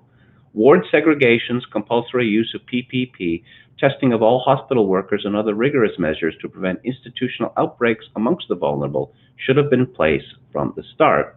And as I was talking about just a few minutes ago, this is because the modelers have assumed and continue to assume that COVID-19 acts on people the way that influenza does. And it turns out that it does not. Art skeptic Heather McDonald has written a good piece in Spectator USA about the COVID paranoia that has infected the US population. Among the points she makes is the odds of catching the virus from a passing jogger are vanishingly small. The chance of getting infected across a wide open, windswept space is virtually nil, even if the imaginary carrier were not moving quickly past his potential victim, she writes. It's delusional beliefs like this, she says, constantly reinforced by the mainstream media's hysterical coverage that will prevent consumers from going to reopened restaurants or boarding planes in sufficient numbers to bring the economy back to life. Well, we were softened up to this with the ban on secondhand smoking, even on patios. If you smoke yourself, if you've ever smoked, if you've ever seen anyone smoking, someone draws on a cigarette, blows it out, and the smoke is gone within seconds. There's a lot of atmosphere outside. Now, the same people in these restaurants who are protected from me smoking a cigarette on an open patio, particularly in a city as windy as Victoria, well, then they go back into the kitchens when they are breathing in cooking oil, which is a very strong carcinogen.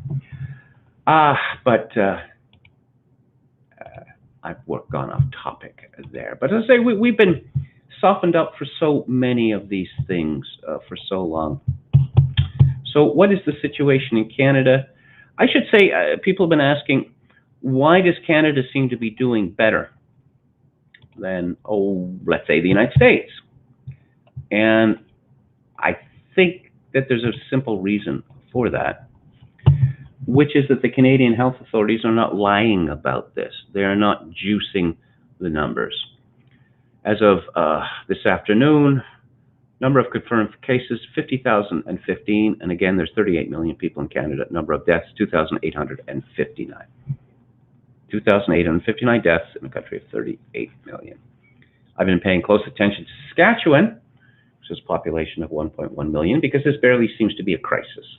They have 366 cases and 5 deaths. 5 deaths. My own province of British Columbia, 2,053 cases and 105 deaths, and that is in a province with 5.1 million people.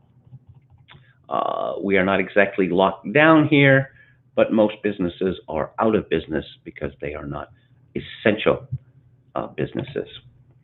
2 more deaths over the last day, according to the sainted Dr. Bonnie Henry. Most of the province's coronavirus cases are in the lower mainland, where 913 people have tested positive for it in the Fraser Health region, and 803 have tested positive in the Vancouver Coastal Health region. I complained about the one-size-fits-all policy. How many people in Vancouver Island? 118 cases, 2 deaths, 42 cases in the province north, and I will point out that the province north is an enormous amount of territory. But it doesn't seem to make any difference. COVID-19 pandemic will bring a new normal to Canada's workplaces, top doctor says. I'm just expecting to see signs put up soon. No new normal talk. And what does our Prime Minister, Princess Rockstar, have to say? New COVID-19 modeling shows curve flattening. Okay, well, it's been flattened. It's been flattened. That's what we were working towards. Why isn't everyone going back to work? In many parts of the country, the curve has flattened, said Trudeau on Tuesday. While nearing the goal that the entire country has been working towards of slowing the spread of the deadly virus, Trudeau said, we're not out of the woods yet with this public health emergency. And they're still using models, and the models are useless, but never mind that. Okay, so what does Theresa Tam have to say? Well, I guess, there was an interesting video of her that was unearthed from a 2010 documentary. And how would she react in a pandemic? Quote, you could track people, put bracelets on their arms. Police checkpoints are set up. Everyone leaving the city is required to show proof of vaccination. Those who refuse to cooperate are taken away to temporary detention centers, unquote. Theresa Tam was born in Hong Kong, which we're not supposed to mention because apparently it's not relevant. She speaks with an English accent because she was educated onto a medical degree at the University of Nottingham. So she is what you might call a paper Canadian. But she's an inspiration to us all. Yes, Andrew Scheer, the leader of the Conservative Party, has spoken out against Tory MP Derek Sloan, who shouldn't have questioned Dr. Theresa Tam's loyalty.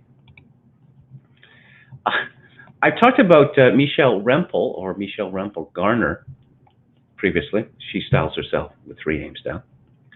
That she was a strange plea on Twitter about her children, her stepchildren in Oklahoma. Some of you may remember this. So Michelle Rempel is an MP who represents Calgary. So she's either in Calgary or in Ottawa. And I believe it was last year she married a American veteran, an ex-Marine, who now works in the mental health for veterans field. And he lives in Oklahoma. Now, one would think that in a situation like that, that either she would move to Oklahoma, which means she couldn't be an MP anymore, or more likely that he would move to Calgary and or Ottawa. But it appears that neither of those things have happened. So the Toronto Star reports prominent Conservative MP Michelle Rempel Garner has been working remotely from Oklahoma in the midst of the COVID-19 pandemic. Rempel Garner said she traveled to Oklahoma where her husband and stepchildren live. What? On an unexpected and urgent private personal matter before Canada and the U.S. imposed travel restrictions at the border. I think we know what that unexpected and urgent private personal matter was apparently Dad was having difficulty in keeping her stepkids in the house in Oklahoma. They just wanted to go out and have fun, as young people do. So apparently this necessitated Michelle Rempel flying to Oklahoma. I don't know how much influence a stepmother can have on her stepchildren if they are separated from 1,500 miles. By 1,500 miles, say, that's just a guess. And she does not live with her husband. This strange, strange woman she is. A new national group forms to combat racism against Asian Canadians. There's a picture of Theresa Tam here, who does not look at all as she did in that 2010 documentary. She has a rather frightful visage. Let's see. Let's talk about Joe Biden. He is going to be the Democratic nominee, we're told. He was dead in the water at the end of last year. And I don't know, I guess Bernie couldn't be the nominee. He finished, what, 5th in the New Hampshire primary? He finished 5th in the New Hampshire primary, and he is the nominee? How does that work? The Washington Post blasted for claiming Trump allies are amplifying Biden accuser Tara Reade. Well, why would they do that? I mean, this is from Fox News. The Washington Post was slammed late Monday night for its bizarre framing of the latest developments that emerged surrounding the allegations made by Tara Reade against former Vice President Joe Biden. Reade, who came forward last month accusing then-Senator Biden of sexual assault when she was a Senate staffer in 1993, has had more corroborating evidence surface in recent days. A Larry King Live clip from 1993 purportedly showing Reade's mother calling into the show anonymously and alluding to her daughter's problems with a prominent senator was brought to light on Friday and removed from Google View shortly thereafter.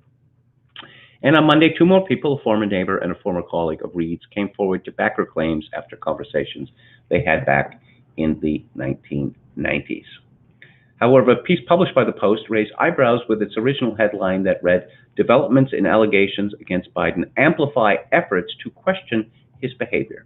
Not long after it was published, a new headline appeared in the report, "Trump allies highlight new claims regarding allegations against Biden." Some allies of President Trump pointed Monday to new claims by a woman who said she was told about sexual assault allegations against Joe Biden decades ago, renewing attention to questions about the past behavior of the presumptive Democratic presidential nominee, began a Washington Post reporter Matt Visor. Yes, as far as actual Trump allies, the Post cites tweets made by the president's son, Donald Trump Jr., in reaction to the developments, and Senate Majority Leader Mitch McConnell, who simply said the Biden allegation should be scrutinized as the one leveled against Supreme Court Justice Brett Kavanaugh during his 2018 confirmation. The report went on to note that it has been a topic for other Democrats, pointing to remarks made by potential VP candidates Minnesota Senator Amy Klobuchar and Michigan Governor Gretchen Whitmer, despite the widespread silence among top Democratic lawmakers about the allegations. Now, there is no evidence that Professor Dr. Christine Blasey Ford actually ever even knew Brett Kavanaugh. But we do know that Tara Reid knew Joe Biden, that she worked for him as a Senate aide, and this is not in dispute. But believe women, we are told. I don't know, except when they're Tara Reid or those women that Bill Clinton supposedly sexually assaulted. You're not supposed to believe them. As a rule, I don't believe women for the same reason I don't believe men. People lie. People lie constantly. I won't say continuously, but pretty close to it. People lie for all sorts of reasons. The fact that a woman makes an allegation of sexual impropriety against a man does not make it true. And it is absolutely outrageous that we find ourselves in a situation where that notion could be seriously entertained. I don't know whether Tara Reid is telling the truth or not. What I do know is the same as everyone else, which is that Joe Biden seems to be a creeper. Constantly smelling women's hair, putting his nose right up into their heads, even adolescent girls. It's quite disturbing. But according to the Wall Street Journal, leading Democrats back Biden after sexual assault allegation. Prominent Democrats, including some women thought to be on Joe Biden's running mate shortlist, have lined up behind the former vice president in the months since Tara Reid, a former Senate staffer, made public an allegation he sexually assaulted her once in the 1990s. Amy Klobuchar, Kamala Harris, and Stacey Abrams. Pick me, says Stacey Abrams. I'm a black woman. I'm black, and I'm a woman. Pick me. They've all said that they respect women making such allegations and take them seriously, but they haven't wavered in their support for Biden, the presumptive Democratic presidential nominee whose campaign has strongly denied those allegations. For the most part, Democrats haven't voiced their opinions on the accuracy of Reid's claims. Instead, they have attested to the longtime lawmaker's character and policy efforts. California Representative Ro Khanna, that's two names, not one, Ro Khanna, a co-chairman of the Vermont Senator Bernie Sanders' presidential campaign, said President Obama had assessed his former number two, and for me, that's the ultimate vetting. How about Hillary Clinton's husband, Bill Clinton? Who vetted him? Sanders, of course, Hillary Clinton was in charge of bimbo eruptions, of destroying the reputation of any woman who had made allegations about her husband, or any woman who was, caught in the middle, such as Monica Lewinsky. For her part, Reid said that she has been deflated by the lack of reaction over the past month, feeling that she has little support even from Me Too advocates. Still, she says she has no regrets about telling her story.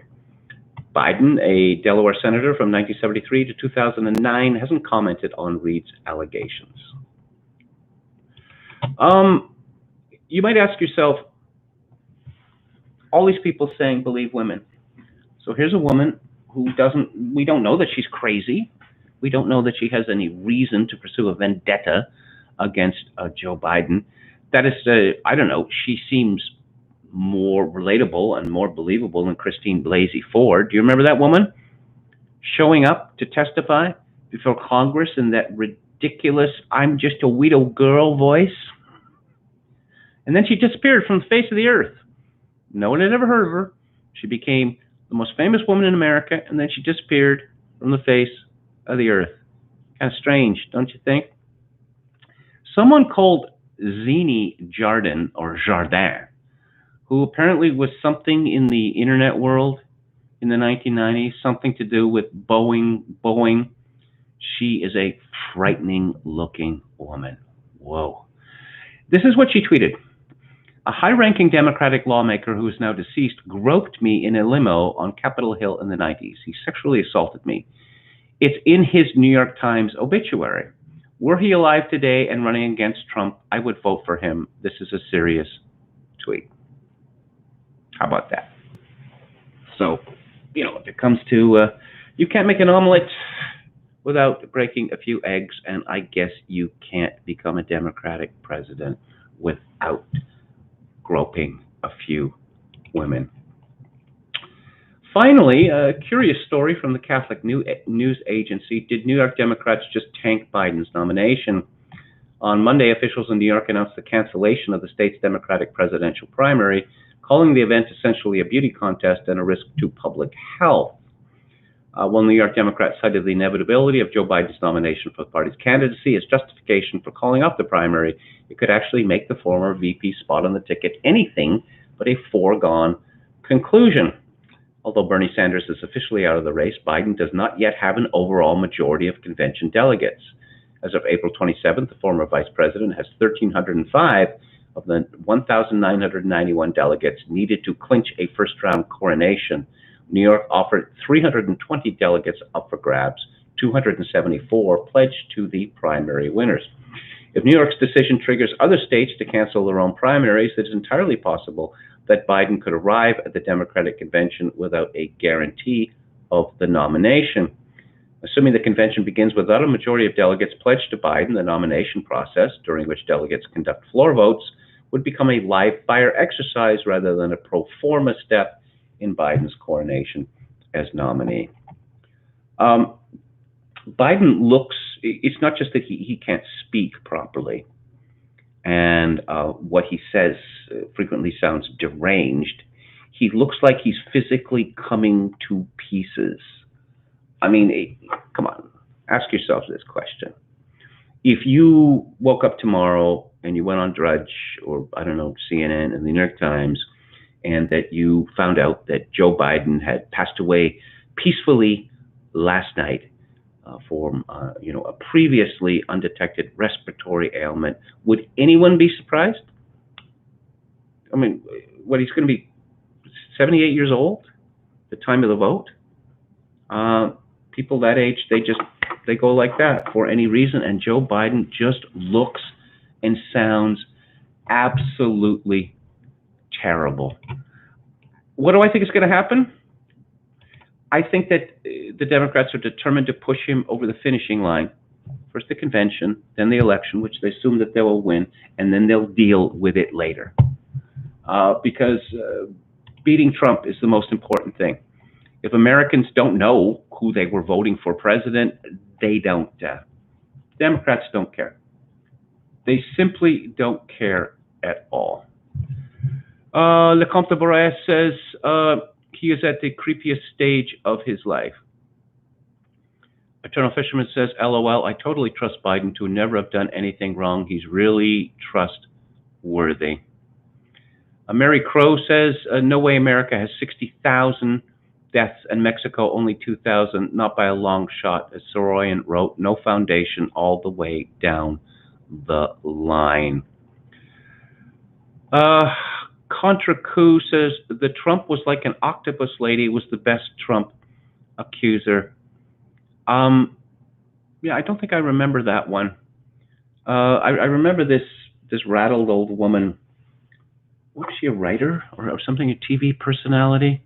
She made a rather strange claim about Bloomingdale's or something like that. Wait a minute. Why did KMG wrench Chad Chadson? I don't know. He very kindly offered to do this for me, and he's done a fine job. Thank you, Chad. I appreciate it.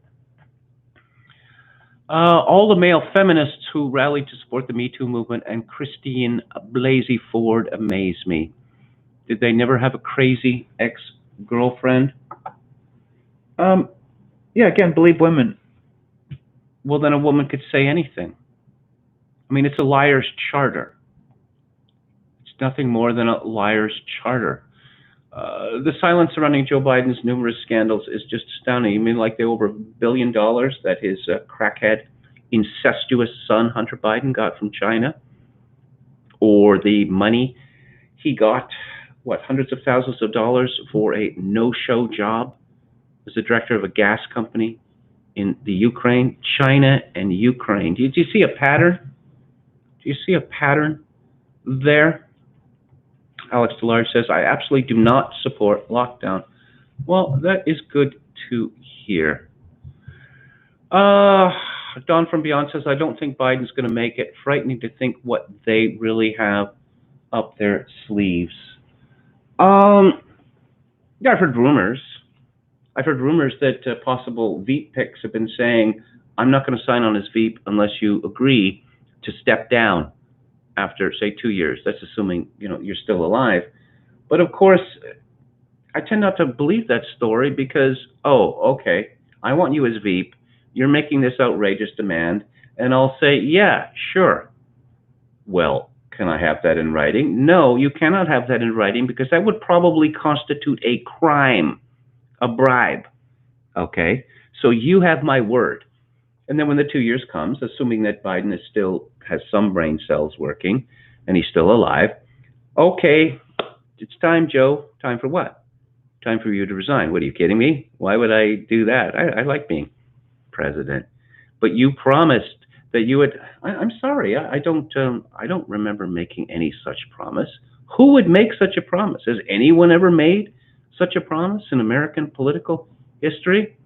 Good luck convincing anyone of that. So no, I don't really believe that story. Who would replace Biden? Cuomo? Cuomo's in serious trouble. As I never tire of pointing out, he is responsible directly for the deaths of thousands of old people in New York. Terrible deaths, a great many of them on ventilators, because he insisted on forcing COVID-19 infected people into nursing homes. And then he blamed the nursing homes. Oh, you should have been ready. Should have been ready for what? The influx of thousands of infected people? No. Cuomo is going to be in very, very serious trouble real soon now. The media cannot protect him from this. Anyway, that's the show for tonight. Thank you all for listening and or watching.